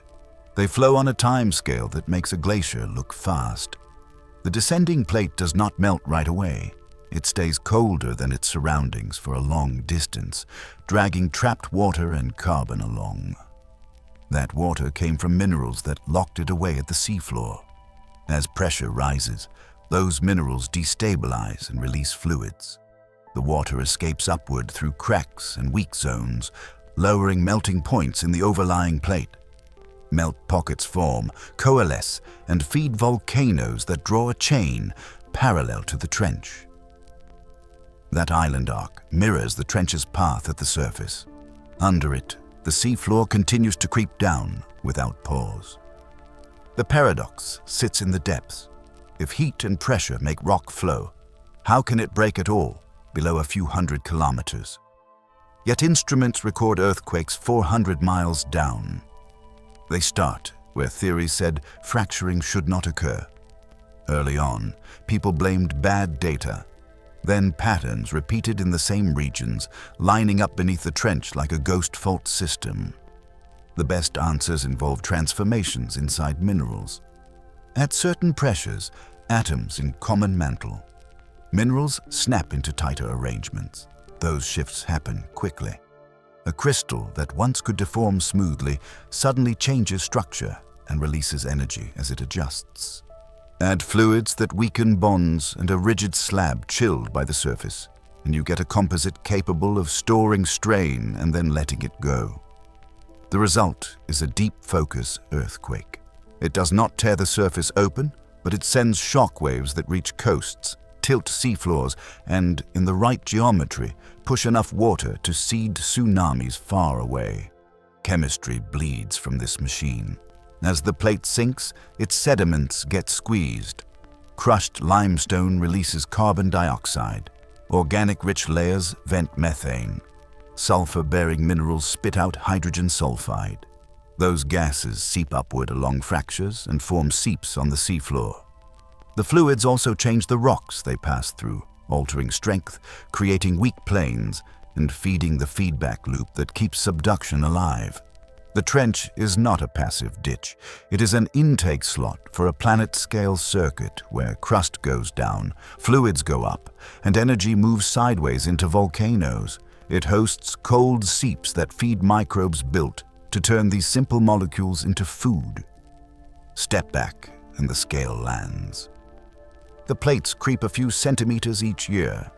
Over millions of years, that creep drags whole driftwood forests of seamounts and old coral reefs down the slope. They scrape, break, and get plastered onto the edge of the upper plate, or they dive and vanish. Every scrape leaves scars that steer earthquakes. Every pocket of trapped water becomes a chemical time bomb waiting to unlock melt. The island chain to the west owes its existence to that release. Each eruption at the surface is a pressure valve for a process you cannot see. That procession of matter into the mantle also changes Earth's interior. The slab cools sections of the mantle it passes through, creating channels of different temperature and stiffness. Some regions guide waves from distant quakes like fiber optics. Others muffle them. Deep quakes thread through these zones, sometimes racing, sometimes smearing laterally as ghost vibrations. We pick them up with arrays of seismometers and reconstruct a moving, sinking staircase of plate fragments. The images show arcs, tiers, and folds. Sometimes the slab buckles. Sometimes it stagnates at a boundary, pools, then later sinks again. The trench marks the entry point to this maze. On the seafloor above, the consequences are direct. The overlying plate stretches and cracks. Seawater dives into those fractures and heats to more than 400 degrees Celsius. At that pressure, it does not boil in the way we expect. It becomes a hot, acidic fluid able to tear metals and sulfur out of the rock. When this fluid returns to the seafloor, minerals precipitate in a black plume and build chimneys as tall as buildings. These are not isolated curiosities. They line ridges and plate boundaries like factory stacks. Along the Mariana system, vents erupt not only black smokers, but also oddities like liquid carbon dioxide bubbling where pressure holds it in a dense phase. All of that chemistry begins with the plate's descent and the water locked inside it. Think of the trench as a living organ. It draws in old crust, breaks it down, and sends its parts back into circulation. Surface rock turns into mantle material. Volcanic islands form. Sediment and chemicals ride the loop. The trench powers both destruction and creation without pause. It sculpts the ocean floor, sets places of future earthquakes, and seeds the chemistry that sustains life in complete darkness. It is not a scar that marks a past wound. It is a working mouth through which the planet breathes and digests. Some things escape the grind. Superheated fluids race out of fractures before the mantle can absorb them. They carry iron, copper, zinc, and sulfur. They carry energy gradients steep enough to power entire food webs. They find the cold, near-freezing water of the abyss and flash a cloud of mineral dust that looks like smoke. Bacteria grab the chemicals and build the base of ecosystems that do not care about the sun. Worms, crustaceans, and microbes gather into dense colony, trading sulfur for sugars in a chemistry economy that runs on geology. We meet them next, standing in the outflow of vents that act like alien worlds hidden inside our own. Start with the contradiction. Beneath the Mariana Trench, instruments register earthquakes not a few miles down, but hundreds. Events at 400 to 700 kilometers, where rock should be too hot and soft to snap. At those depths, the expected behavior is flow. The mantle should deform slowly, like cold tar under constant pressure. Yet the data keep arriving. Distinct onsets, sharp waveforms, and clear energy releases from zones far below the realm of normal fracture. The planet breaks in a place that should erase breaking. For years, researchers treated these as noise, misreadings, calibration drift, echoes misinterpreted as sources. The trench sits in a loud neighborhood of global geology, and a suspicious trace on a seismogram was easy to blame on distance or interference. But patterns emerged. Clusters aligned with the path of the sinking plate. Events repeated in narrow depth bands, too consistent to be random error, too energetic to be dismissed as small artifacts. The map of long, cold scars deep beneath the trench began to take shape, and with it, the reluctant admission that something in Earth's interior can store stress and release it violently, even where solid rock should not crack. Follow the plate down. The Pacific plate bends at the trench and dives beneath the Philippine plate, carrying oceanic crust, sediment, and locked-in water into the mantle. It does not descend as a neat ribbon. It kinks, tears, and drags cooler, denser lithosphere into a hotter environment. Embedded pores in minerals hold water at high pressure. As the slab sinks, that water does not just sit there. It migrates along grain boundaries, lowers melting points locally, and weakens bonds that would otherwise resist deformation. The slab becomes both a conveyor and a slow chemical reactor, hauling seawater into zones where it cannot boil, but can transform crystal lattices from the inside out. Under increasing pressure, minerals reconfigure. At certain thresholds, atoms shift into tighter arrangements. These phase transitions, solid to solid, seem subtle on paper. In practice, they can be abrupt and release energy. A lattice flips to a denser form, volume drops microscopically, and stress redistributes unevenly. In a slab already loaded with strain by the bend at the trench and the drag of gravity, that sudden internal rearrangement can act like a trigger. Instead of a continuous creep, The rock snaps through a cascade of micro-failures that merges into a measurable quake. The event starts deep in the slab, then throws shock waves upward through hundreds of kilometers of mantle and crust. Water sharpens this process. Hydrated minerals, formed when seawater altered basalt and sediment near the surface, carry bound water into the mantle. As pressure and temperature rise, those minerals release fluid. The presence of that fluid reduces friction along microscopic surfaces and encourages new minerals to form. Fresh phases nucleate, older ones break down, and the slab's structure becomes patchy. Some patches are strong, some weak, and the stress does not spread evenly. Given enough loading, a weak zone transforms abruptly, and the surrounding stronger material reacts in a burst. What should be ductile drift becomes a brittle-style failure because chemistry and phase change create the conditions for a fast release. From the surface, these deep events rarely feel dramatic. People may not notice shaking, but the waves do not vanish. They run into the base of the overlying plate, bounce off interfaces, and sometimes load locked faults closer to daylight. In the right geometry, a deep event helps unstick a shallower one. A segment of plate lurches, a column of seawater shifts, and a tsunami starts on a calm day with no local storm. The trench, quiet at the surface, feeds energy upward through rock that acts like a layered lens, focusing and defocusing vibrations across ocean basins. There's a time twist here. The plate crawls at centimeters per year. You could sit on a ship above the trench for a lifetime and never see it move. Yet the stress that crawl builds can release in seconds. The crack that started as a distorted crystal at depth becomes a rupture front that outruns thought, turns the slowest process we know into the fastest. Instruments show some deep tremors that do not couple well to the surface. They spread laterally within the slab and die there, ghost vibrations that drain energy sideways through material already weakened by descent, never announcing themselves as a headline quake, but still altering the stress map for everything above. Not every deep event looks the same. Some have longer rise times, as if the rupture struggled to find a path through semi-ductile material. Others snap cleanly, suggesting a cluster of transitions aligned just so. Seismic waves speed up and slow down depending on the phases they pass through, letting researchers infer cold tongues of slab sinking beneath the trench, with textures that betray hydration and phase boundaries.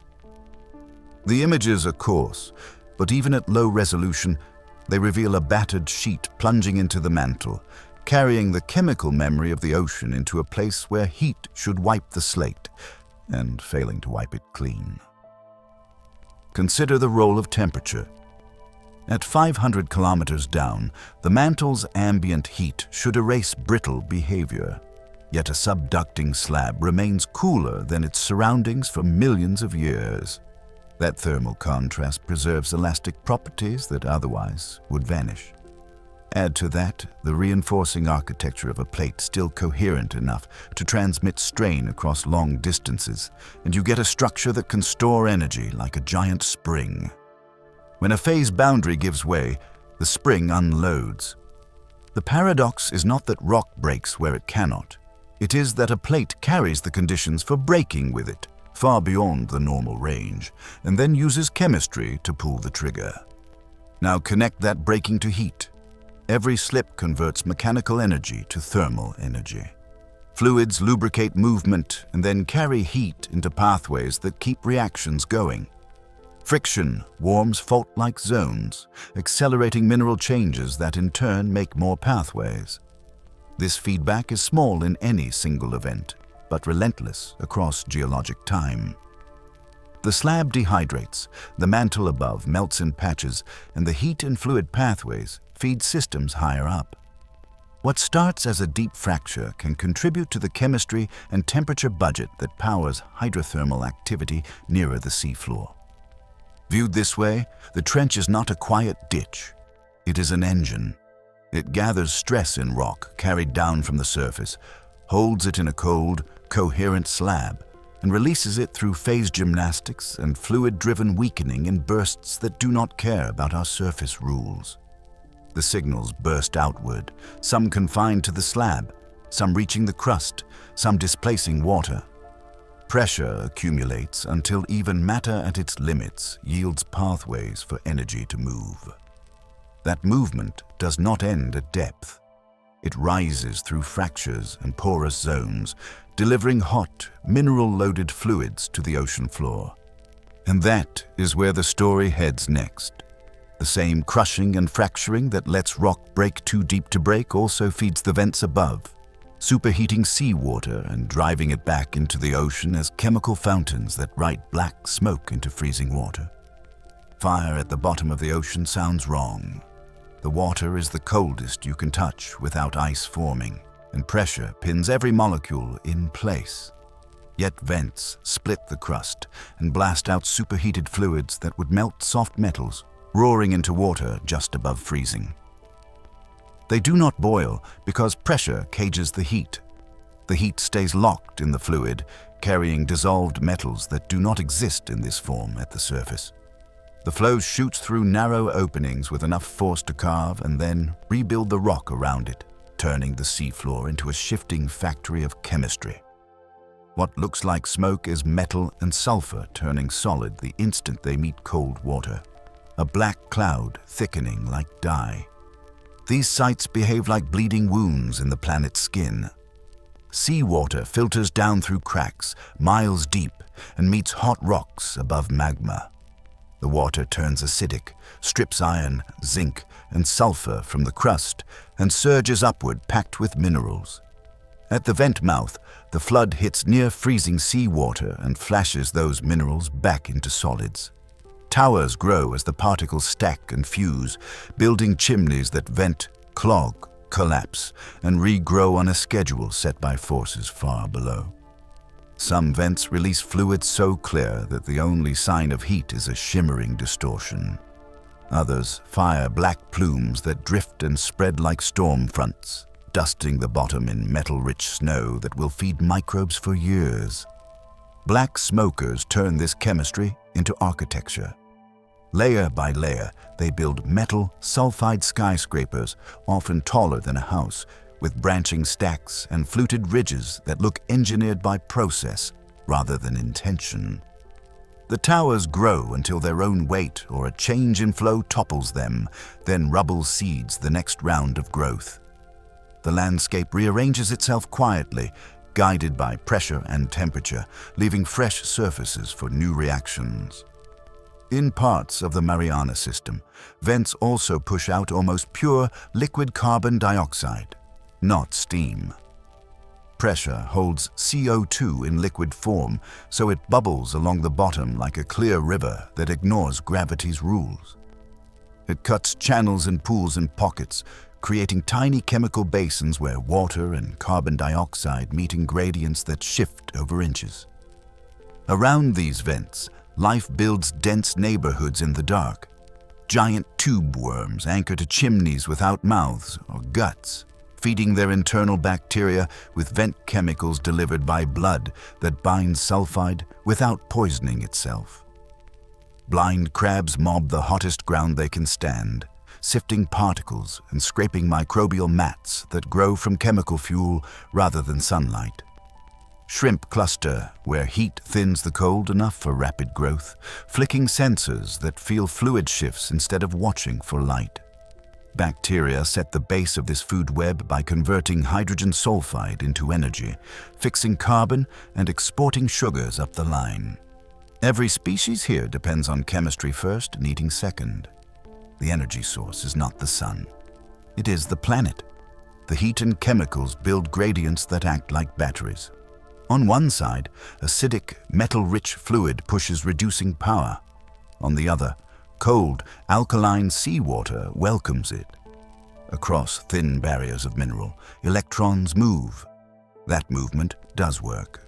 Microbes sit at those boundaries and pull energy out of the difference, stitching carbon into complex molecules as they go. The vents provide water, energy, and surfaces, with pores that act as tiny cells. In those pores, concentrations can build instead of diffusing away. Over time, this kind of environment can favor cycles that repeat, stabilize, and begin to look like metabolism. That is why these places matter for origin of life research. They supply gradients, catalysts, and compartments together in a way that open water or surface hot pools struggle to maintain. The black smoke is not smoke, it is mineral rain. As the hot fluid jets into cold water, metals and sulfur bond and fall out of solution as ultrafine grains. Those grains fuse onto existing chimneys and layer the walls with conductive material that channels heat and fluid flow. The tower walls become living pipes full of bacteria and threaded with microchannels that sort chemicals. Inside, temperatures can swing from near freezing to hundreds of degrees over a hand's width, but pressure keeps everything liquid and reaction ready. When flow falters, walls cool and crack, letting in seawater that shifts the chemistry again.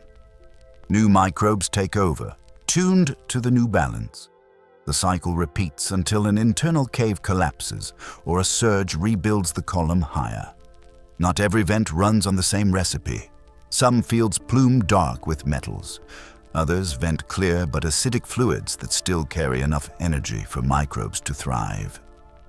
In the Mariana region, liquid CO2 vents stand out because they create immiscible layers beneath the water.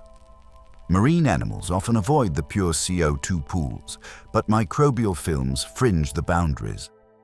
These films harvest energy from the gradient between carbon dioxide and seawater, then feed organisms adapted to the shifting edge. Even without light, color appears here as chemistry stains rock with metal oxides and sulfides, yellows, reds, blacks, though most inhabitants do not see them.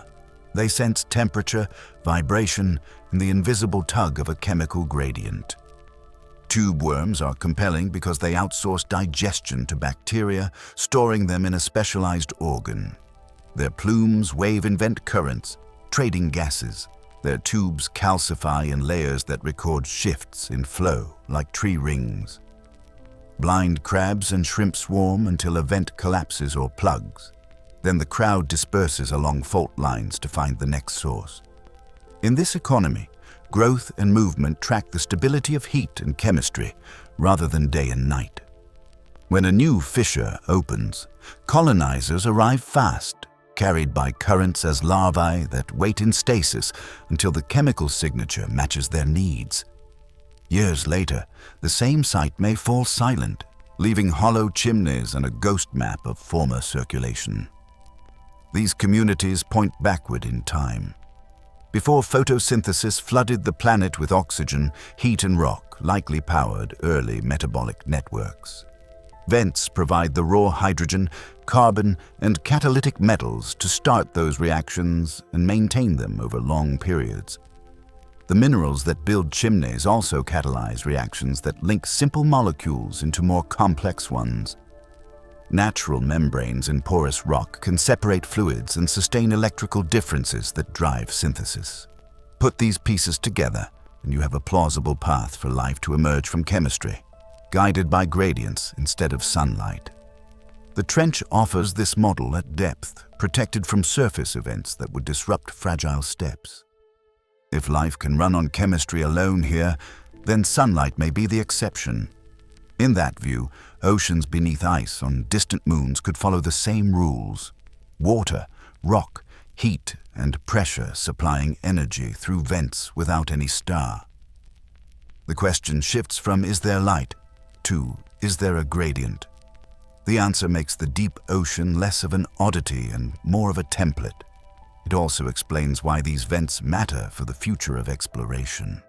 Tools built to read chemical energy at the bottom of our ocean can search for it elsewhere, scanning for sulfur, hydrogen, methane, and carbon dioxide interactions as signatures of active worlds.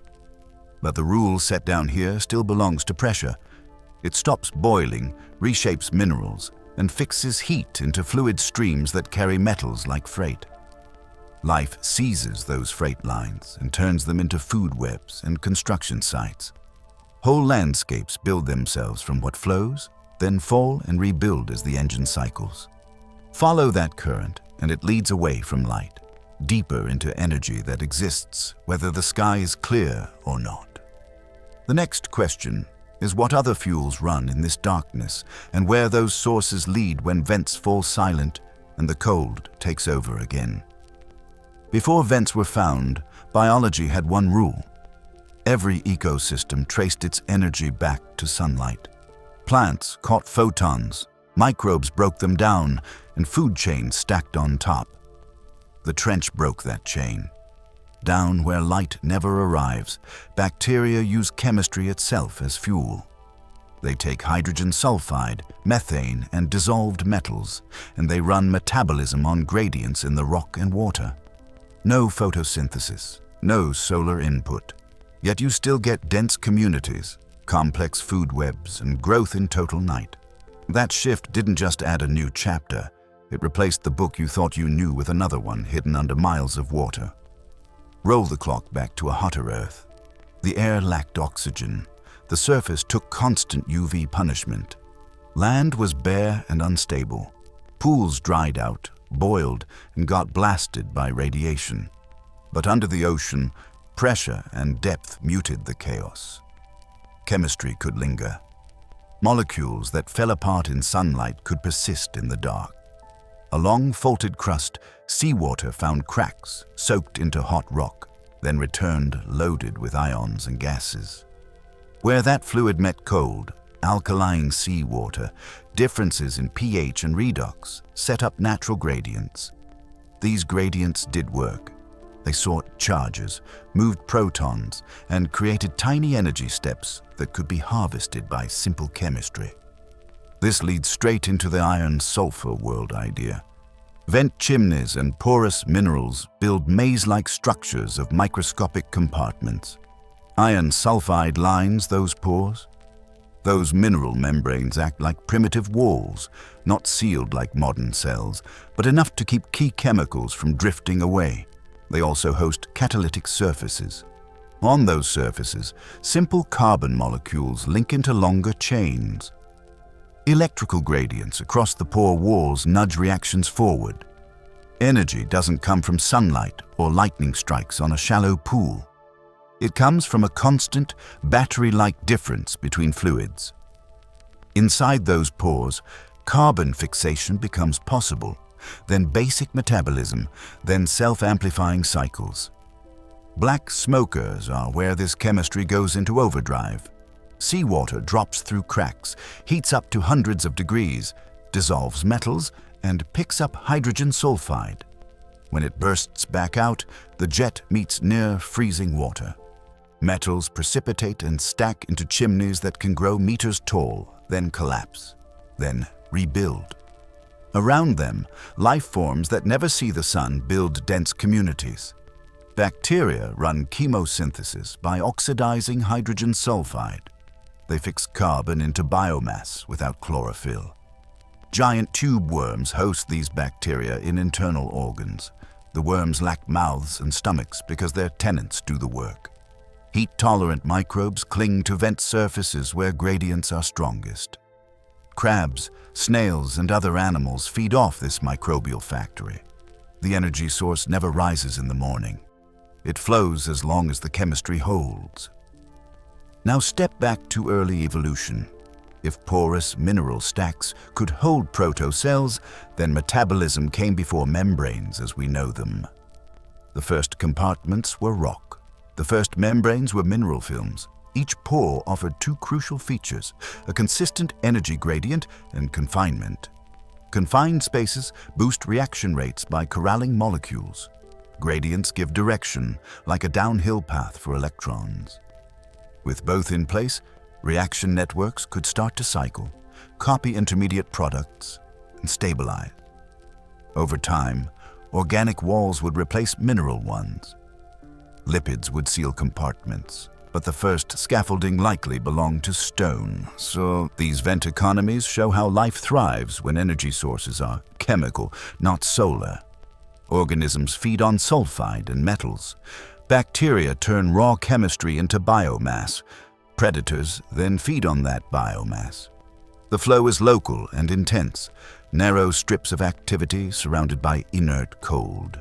Concentrated energy supports tall towers of life amid deserts of darkness. It's a different rule book. Long-term stability doesn't require a star overhead. It requires gradients that resist dissipation. Vents supply that by coupling Earth's internal heat to seawater reactions. When a vent wanes, life shifts to a nearby source. When new chimneys rise, communities colonize them in waves. This reframes origin stories. If topside ponds suffered UV damage and exposure, deep vents offered protection. Crashing waves and rapid evaporation make surface chemistry chaotic. Down here, temperature varies across centimeters, not continents. pH gradients sit side by side. Porous walls preserve intermediates that sunlight would break. Energy steps appear, where hot meets cold and acidic meets alkaline. That's a laboratory that runs non-stop for centuries at a time. A system like that can test countless chemical pathways without a single sunrise. Field studies of vent fauna reinforce the point. Tube worms rely on internal bacterial symbionts that use sulfide. Heat-resistant microbes hold their proteins together under temperature spikes and maintain function in steep chemical gradients. Metal-tolerant organisms manage ionic stress inside cells, keeping machinery running while immersed in fluid that would poison surface life. None of this requires a photon. The carbon fixed at these sites moves through predators and scavengers. Even larvae disperse by riding currents from one vent to the next, seeding new chimneys with a biology trained on chemistry, not light. Once you accept a functioning ecosystem that owes nothing to the sun, the map of possible biospheres expands. Entire worlds could run on chemical energy alone. If you lock an ocean beneath ice, you remove sunlight, but not gradients. Tidal stress or radioactive heat can fracture rock. Water reacting with minerals produces hydrogen. Those reactions create energy differences that bacteria can exploit. The key ingredients are liquid water, a source of reduced compounds, oxidants to complete the circuit, and surfaces that catalyze reactions. Vents deliver all four in one place. That changes how you read early Earth's timeline. Oxygen comes late. Photosynthesis arrives after chemosynthetic pathways already work. The first metabolisms may have flowed through iron and sulfur cycles in confined stone frameworks. Membranes and DNA-level replication could have layered on top of a pre-existing energy economy. When photosynthesis evolved, it tapped a larger energy budget and spread across the surface, but it did not erase the deeper playbook. It just became the dominant surface system while the original engine kept running in the dark. This perspective also clarifies what traits life in these settings gives up. Eyes and pigment waste energy when light offers no advantage. Rigid skeletons struggle in high pressure and sharp chemical contrasts. Heat as a regulatory tool becomes less important than chemistry management. Speed gives way to stability. Lifespans stretch, development slows, and behaviors align with the pace of vent pulses rather than diurnal cycles. Time itself bends around chemistry and flow rates, not the rotation of a planet. Which brings us outward. If life can form and persist in the trench's chemical economy, then ice-covered oceans on Europa and Enceladus become practical targets. You don't look for forests under ice. You look for gradients near vent-like fractures, for mineral pores, for reactions between water and rock that feed microbes. The trench shows what to measure. pH steps across millimeters, redox pairs, metal ion profiles, and organics that reflect chemosynthesis rather than photosynthesis. It also warns what biology might surrender to win here. Vision replaced by sensors for chemicals and flow, bone replaced by flexible structures, heat regulation replaced by enzyme tuning for narrow chemical niches, speed replaced by anchored persistence. and a calendar replaced by patient cycles keyed to the vent's pulse. Survival here rewards the creatures that erase themselves. In the trench, dominance is not a jawline or a speed record. It's a body that lets water pass through without catching light, tissue that moves without making a wave, chemistry tuned to operate under tons of force that never let up. Many animals choose transparency over armor, jelly over muscle, and chemical reinforcement over bone. They reduce contrast until they stop casting shadows. They soften and thin until the boundary between body and water almost disappears. It looks like absence, but it's engineering. Solutions to pressure, scarcity, and darkness that favor the unseen. At the edge of what vertebrates can endure, the Hadal snailfish plays by rules that sound like errors. Its bones barely calcify. Much of the skeleton is cartilage, flexible enough to deform without failing under load. Muscles are tuned for short, efficient motion, not bursts of speed. The skin is pale and translucent. Organs show through. Inside its cells sit molecules that act like props, keeping proteins from folding the wrong way when pressure tries to push them flat. Trimethylamine oxide, TMAO, stiffens the microscopic architecture that makes enzymes work. With that, membranes hold together and cell machinery keeps going where it should stop. Remove the pressure quickly and the body loses the balance it depends on. The tissues built to match 7 miles of water relax and distort in low-pressure air, showing that normal for this fish is what would break other animals. That inversion defines a field, piezobiology, the study of life adapted to crushing force. Here, high pressure is not a stressor, it's the baseline. Enzymes that run smoothly at depth start to unfold near the surface. Membranes that keep their integrity under load become leaky when pressure drops. Stability flips. What counts as extreme depends on where you stand. For Hadal species, the safe state is compressed and cold. Their chemistry calibrates to that. Proteins have shapes that only make sense when squeezed. Lipids in membranes arrange in ways that require force to hold the right phase. Take the pressure away and reaction rates wander, structures drift, and the organism falls apart, not from trauma, but from losing the environmental tension that keeps everything in place. Vision fails early down here, but light still matters because some animals control it. Counter-illumination turns physics into concealment. Glass squid and other transparent species do not just lack pigment. They manage photons. They host light-producing organs that set brightness to match the faint downwelling glow from above. When seen from below, they cancel their own shadow. Transparency handles the rest.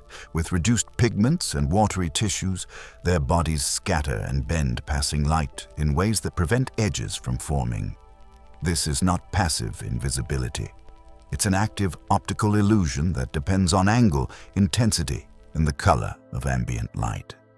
In open water with no place to hide, the strategy is to leave no silhouette to track. Jellyfish and other glass organisms extend the idea. Some lack structures that reflect light, like crystalline guanine in scales. Others arrange tissues to spread light across volumes instead of reflecting it off surfaces.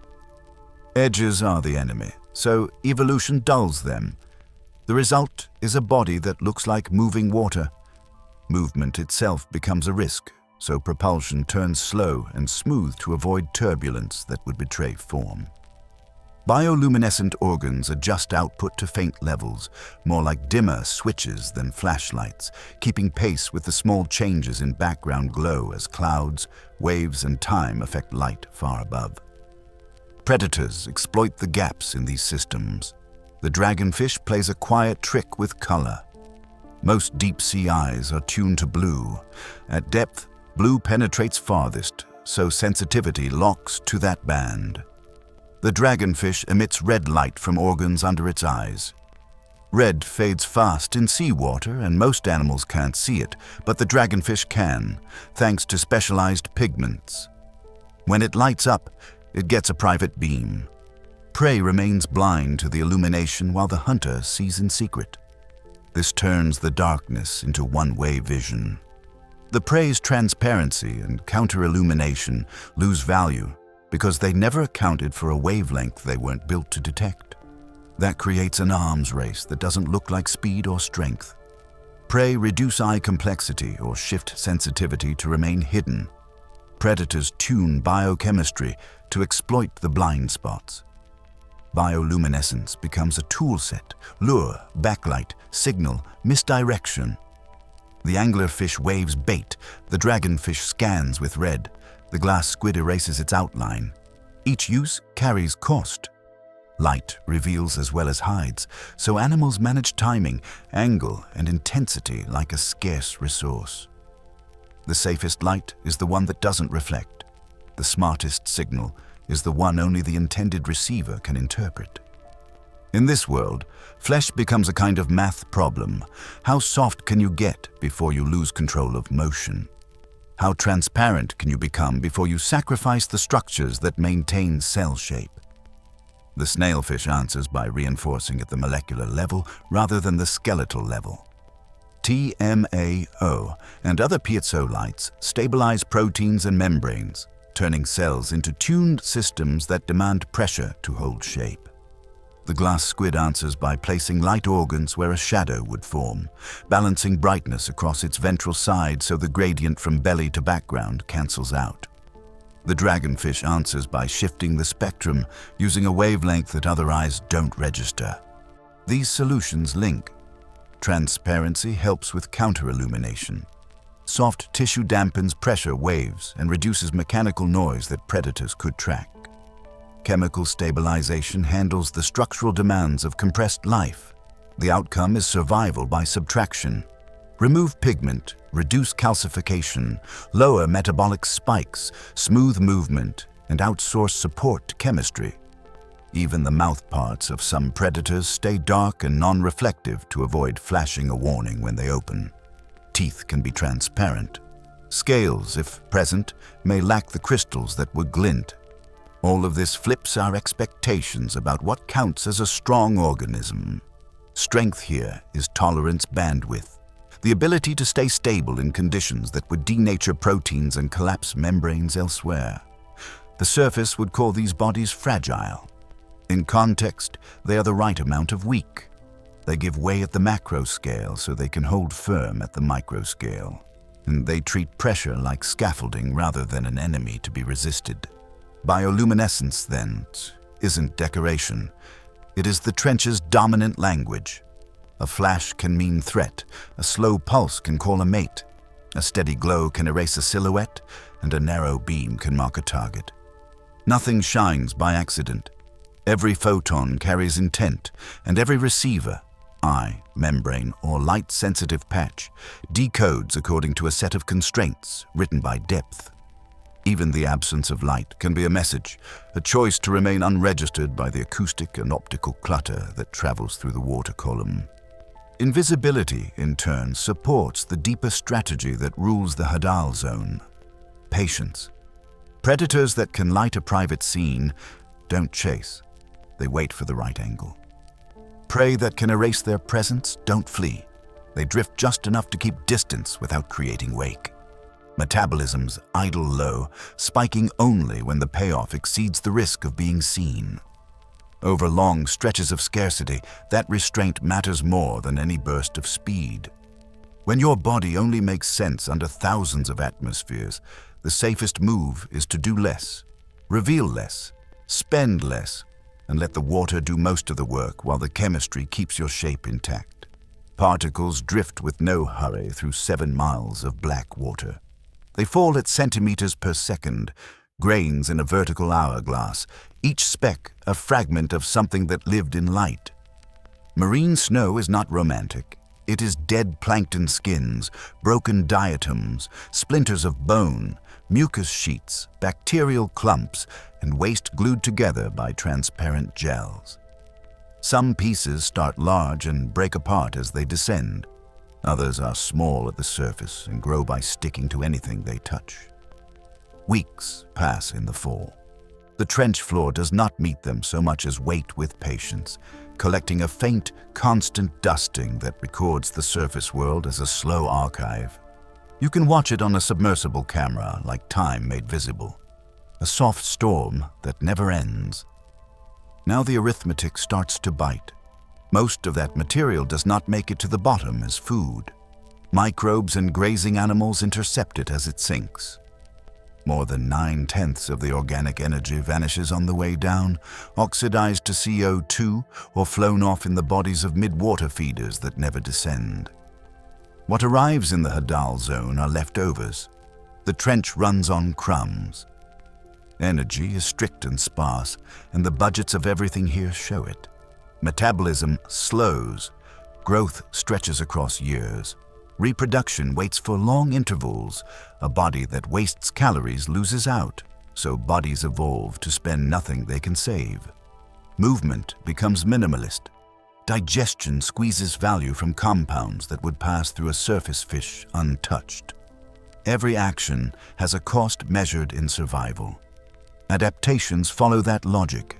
Amphipods at depth can detect trace molecules from decay across remarkable distances, keying into faint amino acids and fats that leak from sinking particles. They gather in swarms not because they see a meal, but because their chemoreception pulls them along a gradient that steepens with every centimeter down current. The Hadal snailfish does not chase much.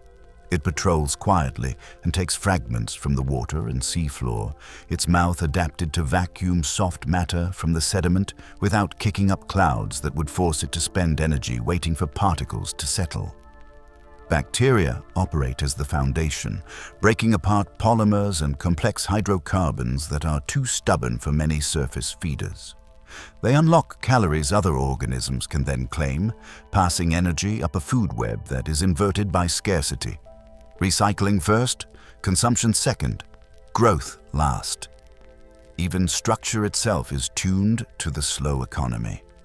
Gelatinous tissue costs less to maintain than dense muscle, and a body balanced with surrounding water avoids the metabolic bill of constant buoyancy control. Bones that would be rigid in the shallows soften here, reducing calcium demands in an environment where building and maintaining heavy scaffolds is expensive.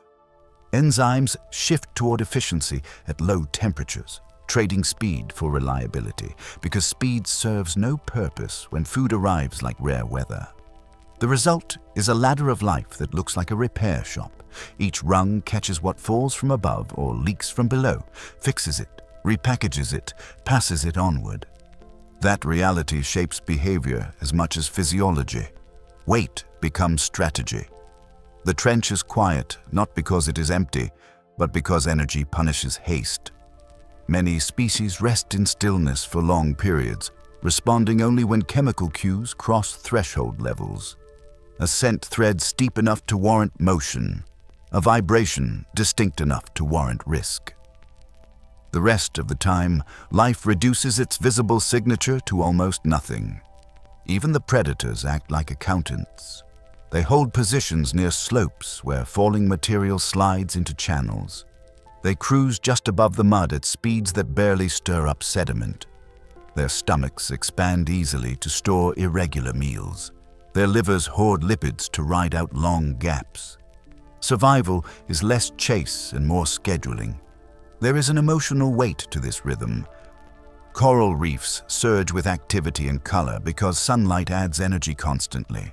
The trench has no sun, no seasons, and no daily cycle. The long intervals between meals teach patience. Loneliness is built into the environment. A snailfish will patrol its section of seafloor and meet nothing living for hours. A scavenger waits in darkness and stillness and knows that nothing it does can conjure food out of empty water. The trench forces organisms to plan for nothing happening. That is not drama. That is the baseline. When you watch deep cameras long enough, you feel the scale of that silence. Every move carries intent because moves are rare. Yet the system does not starve to death. It runs on timing. Some particles fall in clouds, not single flakes. when a plankton bloom collapses. Some nights bring vertical migrations that shed extra waste. Some storms drive surface material down faster than usual. And then there are the events that reset the rules. Every so often, a large animal dies far above and begins a slow plunge. It carries tonnage of organic matter, sealed in skin and fat, a compact package that bacteria cannot erase in the water column before gravity wins. When a whale carcass finally arrives after that long fall, the trench's economics change in an instant. The arrival is both quiet and violent. The body hits soft sediment and slumps, gases trapped inside force out a rush of fluids, and the nearby water shifts from clean to cloudy as resident scavengers detect the burst.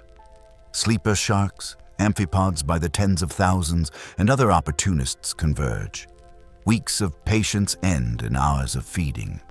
The first phase strips flesh, mouths carve, bodies press, and the sea floor around the carcass darkens with lipid-rich waste and trails of collagen.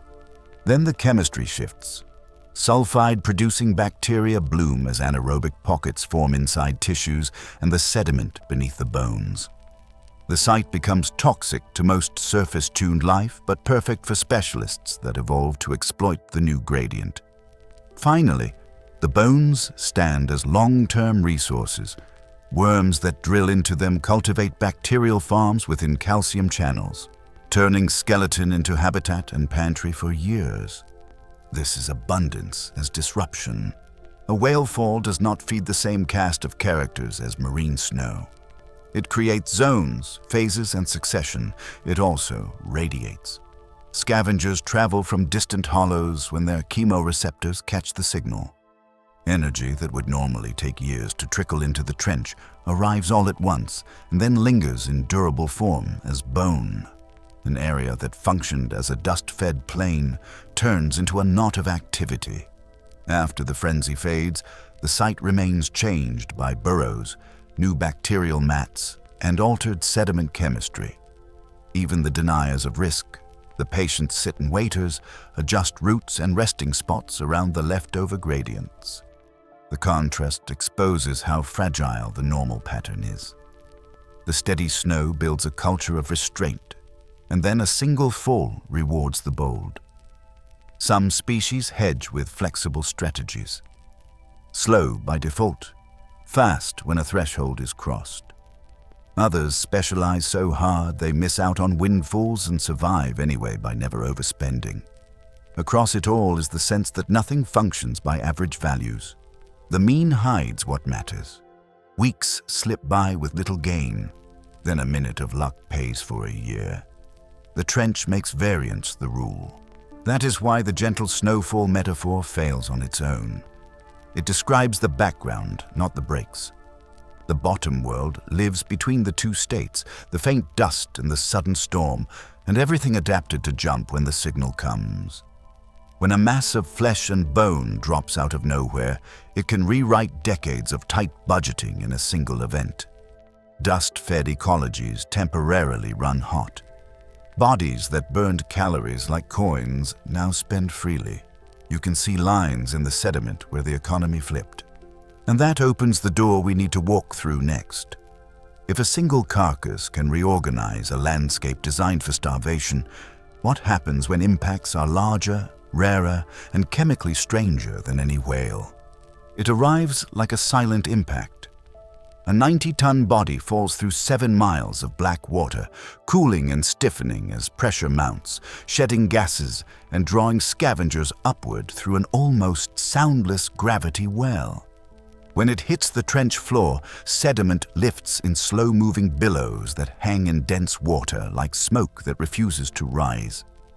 The carcass settles into the mud, ribs half-buried, skin sloughed, oils locked deep in bone. For communities built on crumbs, this is a year's worth of calories delivered in a single event. The seafloor around it, asleep for months, wakes all at once. What looked empty becomes traffic. The abyss doesn't flood with life. It concentrates it with precision. The first phase starts fast by Hadal standards. Sleepers that rarely meet a pulse of fat this rich arrive from the dark. Sharks trace chemical gradients that spread like invisible rivers. Supergiant amphipods swarm with deliberate motion, not frantic, but relentless, their bodies designed for storage rather than speed. Hagfish knot and twist through torn muscle, reducing entire sheets of tissue to strings. Each bite loosens more scent, drawing in competitors that never see each other until they collide in the narrow cone of another organism's sensory world. Nothing shouts here. Motion is close, careful, and constant. Weeks pass, then months. The mass that fell like an asteroid turns into edges and cavities as fat dissolves into water, and slow metabolisms bank calories for long droughts to come. Phase 2 begins when the yeast-sweet smell of decay shifts to sulfide. Opportunistic crabs work the margins while mats of bacteria spread across skin remnants and sediment, reprogramming chemistry. Hydrogen sulfide builds in pockets under the carcass and bleeds into the water as a toxic plume. Surface species would die here, but trench communities plug straight into the new energy source. The carcass becomes a node in a chemical economy. Worms thread through loose fiber, amphipods retreat and return in waves, and sediments around the body darken as enzymes turn proteins into gases and acids. The water does not boil, the vents do not flare, but this is still heat in a cold world. Metabolic, local, and temporary. Then the bones take over. Inside whale skeletons, lipids remain locked for decades like buried fuel tanks. Osedax worms anchor to the calcium and drill into marrow with acid and symbiotic bacteria. They have no mouth. Their bodies split into fronds that harvest dissolved chemicals and root-like tissues that farm bacteria inside the bone. Over time, the skeleton looks furred with pale growth, an orchard feeding without sunlight. The site stabilizes into routines measured not in days, but in seasons of absence. New carcasses might land miles away, or not at all for years. When they do, islands of abundance dot the trench floor like scattered cities that thrive, collapse, and leave archives in mud. Beneath these events is another velocity. In the pores of bone and the spaces between mineral grains under the carcass, microbes run on chemistry that does not need biology to start it. Hydrogen trickles out of fractured rock. Trace radiation in mineral lattices warms molecules enough to push reactions forward. These communities survive whether or not a whale arrives. They metabolize slowly, copying themselves across spans that approach geological time, coupling electrons to minerals the way surface ecosystems couple to sunlight. Whale falls are windfalls, not foundations. This parallel living system persists even when the biological city above it starves and fades. It waits, blind and patient, feeding on gradients that do not care about weather, seasons, or even extinction events at the surface. The trench holds records, too. For decades, it served as a destination for things meant not to be seen again. Steel drums rolled off ships into a darkness that planners treated as a vault. Anyone who designed those containers underestimated salt water and time. Corrosion, pressure cycling, and simple metal fatigue opened many of them. When a drum fails in the Hadal zone, it does not explode outward. It collapses, inward and quiet, and the contents migrate downslope into basins where currents move like syrup. Heavy metals bind to sediment. Radionuclides attach to particles that drop through the water column and settle in chemically active layers. Amphipods, tuned to eat everything that lands, sample the mix because they cannot afford not to. The trench's V-shape funnels all of this toward lowest points where nothing flushes quickly. Sampling campaigns found the receipts. Deep amphipods carry persistent industrial compounds in their tissues at levels that outstrip some coastal waters. The sediment holds isotopic markers that do not occur in nature, paired with elements tied to old manufacturing processes and weapons programs. The biology did not evolve to resist any of it. Adaptations here solved for pressure, cold, and scarcity, not organochlorines or radionuclides. Yet the system ingests them anyway because that is what it does with every molecule that arrives. A carcass lands and life mobilizes. A drum leaks and life mobilizes again, with no mechanism to refuse. A whale fall, then, is both feast and test. In the first days, scavengers convert complex tissue into forms that spread through the trench's slow water. In the following months, sulfide blooms support specialist guilds tuned to toxicity. In the years after, bone worms mine structural calcium for stored oil, extending the event into a drawn-out dividend. Through each phase, the shadow communities beneath keep working on rock, hydrogen, and radiation, ignorant of feasts above, but altered anyway by the chemical drift that leaches from bone and waste alike. Heavy metals slip into microbial electron chains. Radioactive isotopes thread into bacterial metabolisms that never evolved to notice them. The sealed parts of the system take a fingerprint from the surface without consent or ceremony. The image of a biological asteroid smashing into a dead world makes the event sound violent. The reality is closer to accounting. The trench tracks inputs with precision. Calories arrive, get partitioned, and disappear into bodies, shells, and bacterial films. Toxins arrive, get partitioned too, and persist. The balance sheet closes even when the entries sicken the accountants. A sleeper shark that fed on clean flesh also carries markers laid down by a barrel that ruptured decades ago. An amphipod stuffed on whale tissue stores metals that do not break down. Osidax worms thread through calcium that glows faintly in a lab thousands of miles away. There is no villain in the water. Pressure enforces the pace. Chemistry writes the rules. Life follows gradients. The only thing that changes is the input, and that is where our hand shows up. We sent down food without meaning to, in the form of waste that organisms can't metabolize or escape. The trench did not hide it, it filed it, and when a whale falls, the record gets annotated in tissue and bone with numbers a mass spectrometer can read. So when a carcass lands in the modern trench, it feeds communities that would have survived without it, but also exposes how new materials have entered old cycles. The feast completes. The archive deepens. And the same processes that let life endure forever away from sunlight now tell us something uncomfortable about what we've added to the planet's deepest economy. The trench didn't conceal an alien horde. It concealed our habit of using distance as disposal, then returned the ledger in the bodies of creatures that never had a choice. Which is why the next step isn't about what eats at the bottom, but about what we plan to take from it and what we may erase before we even know it exists. The frame stays empty for a long time. One cone of robotic light drifts downward through black water.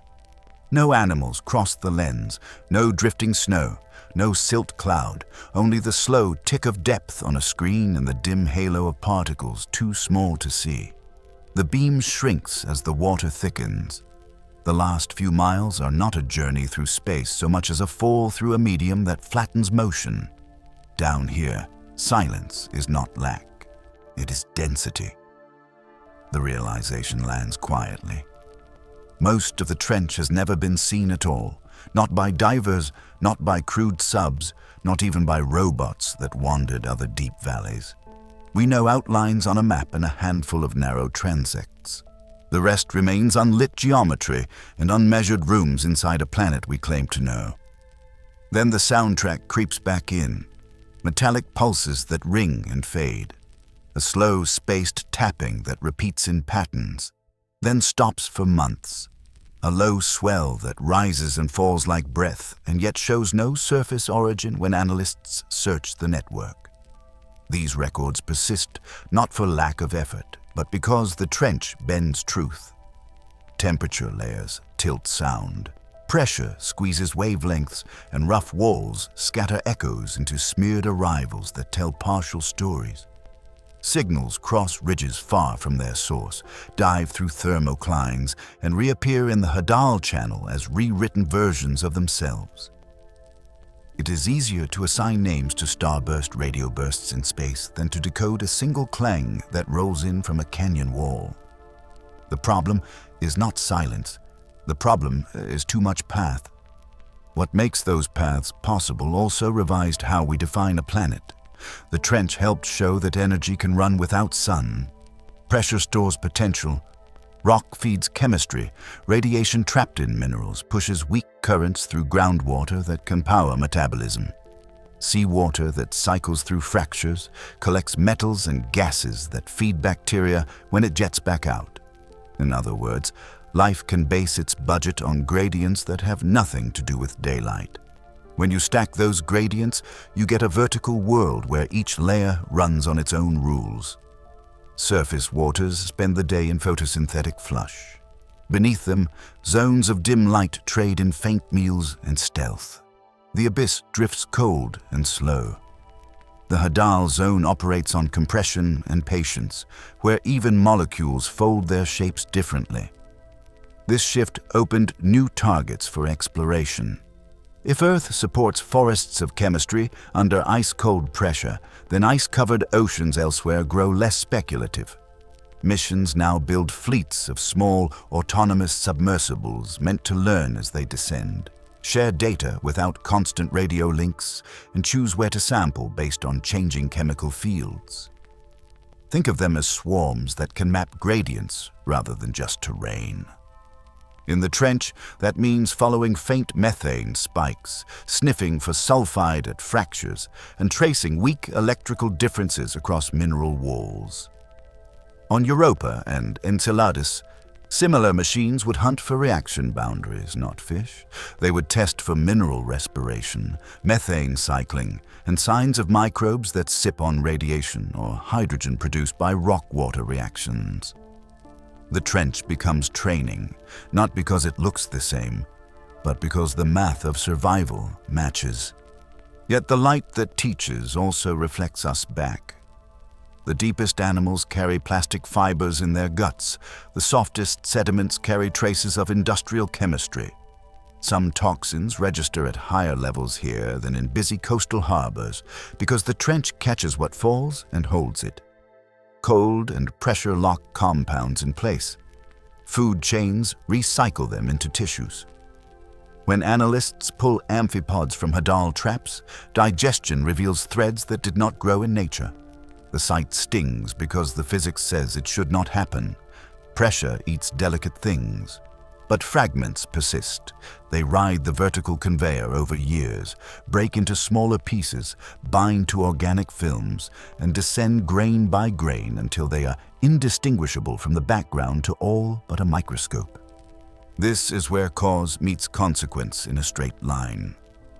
What we drop, launch, spill, and burn travels. It does not vanish. It settles, and once it settles in the trench, the exit door narrows to geological timescales. The same stillness that preserves volcanic chimneys and slow-building sediments preserves waste. The Hadal zone keeps records without trying. It is not a museum, and no curator arranges the shelves, but the catalog accumulates all the same. Pressure is patient. Time here is wide. The light continues to sink. The camera finds nothing dramatic to reward the eye. That is the point. The scale is too large, and the clock runs wrong for us. An ecosystem that eats at the pace of drifting dust will not pose for a shot list. A rock wall that moves millimeters in a year writes a story you cannot binge watch. Even the sounds that seem urgent arrive from days or months of travel, refracted and shifted. The trench is not hiding a single answer in a single frame.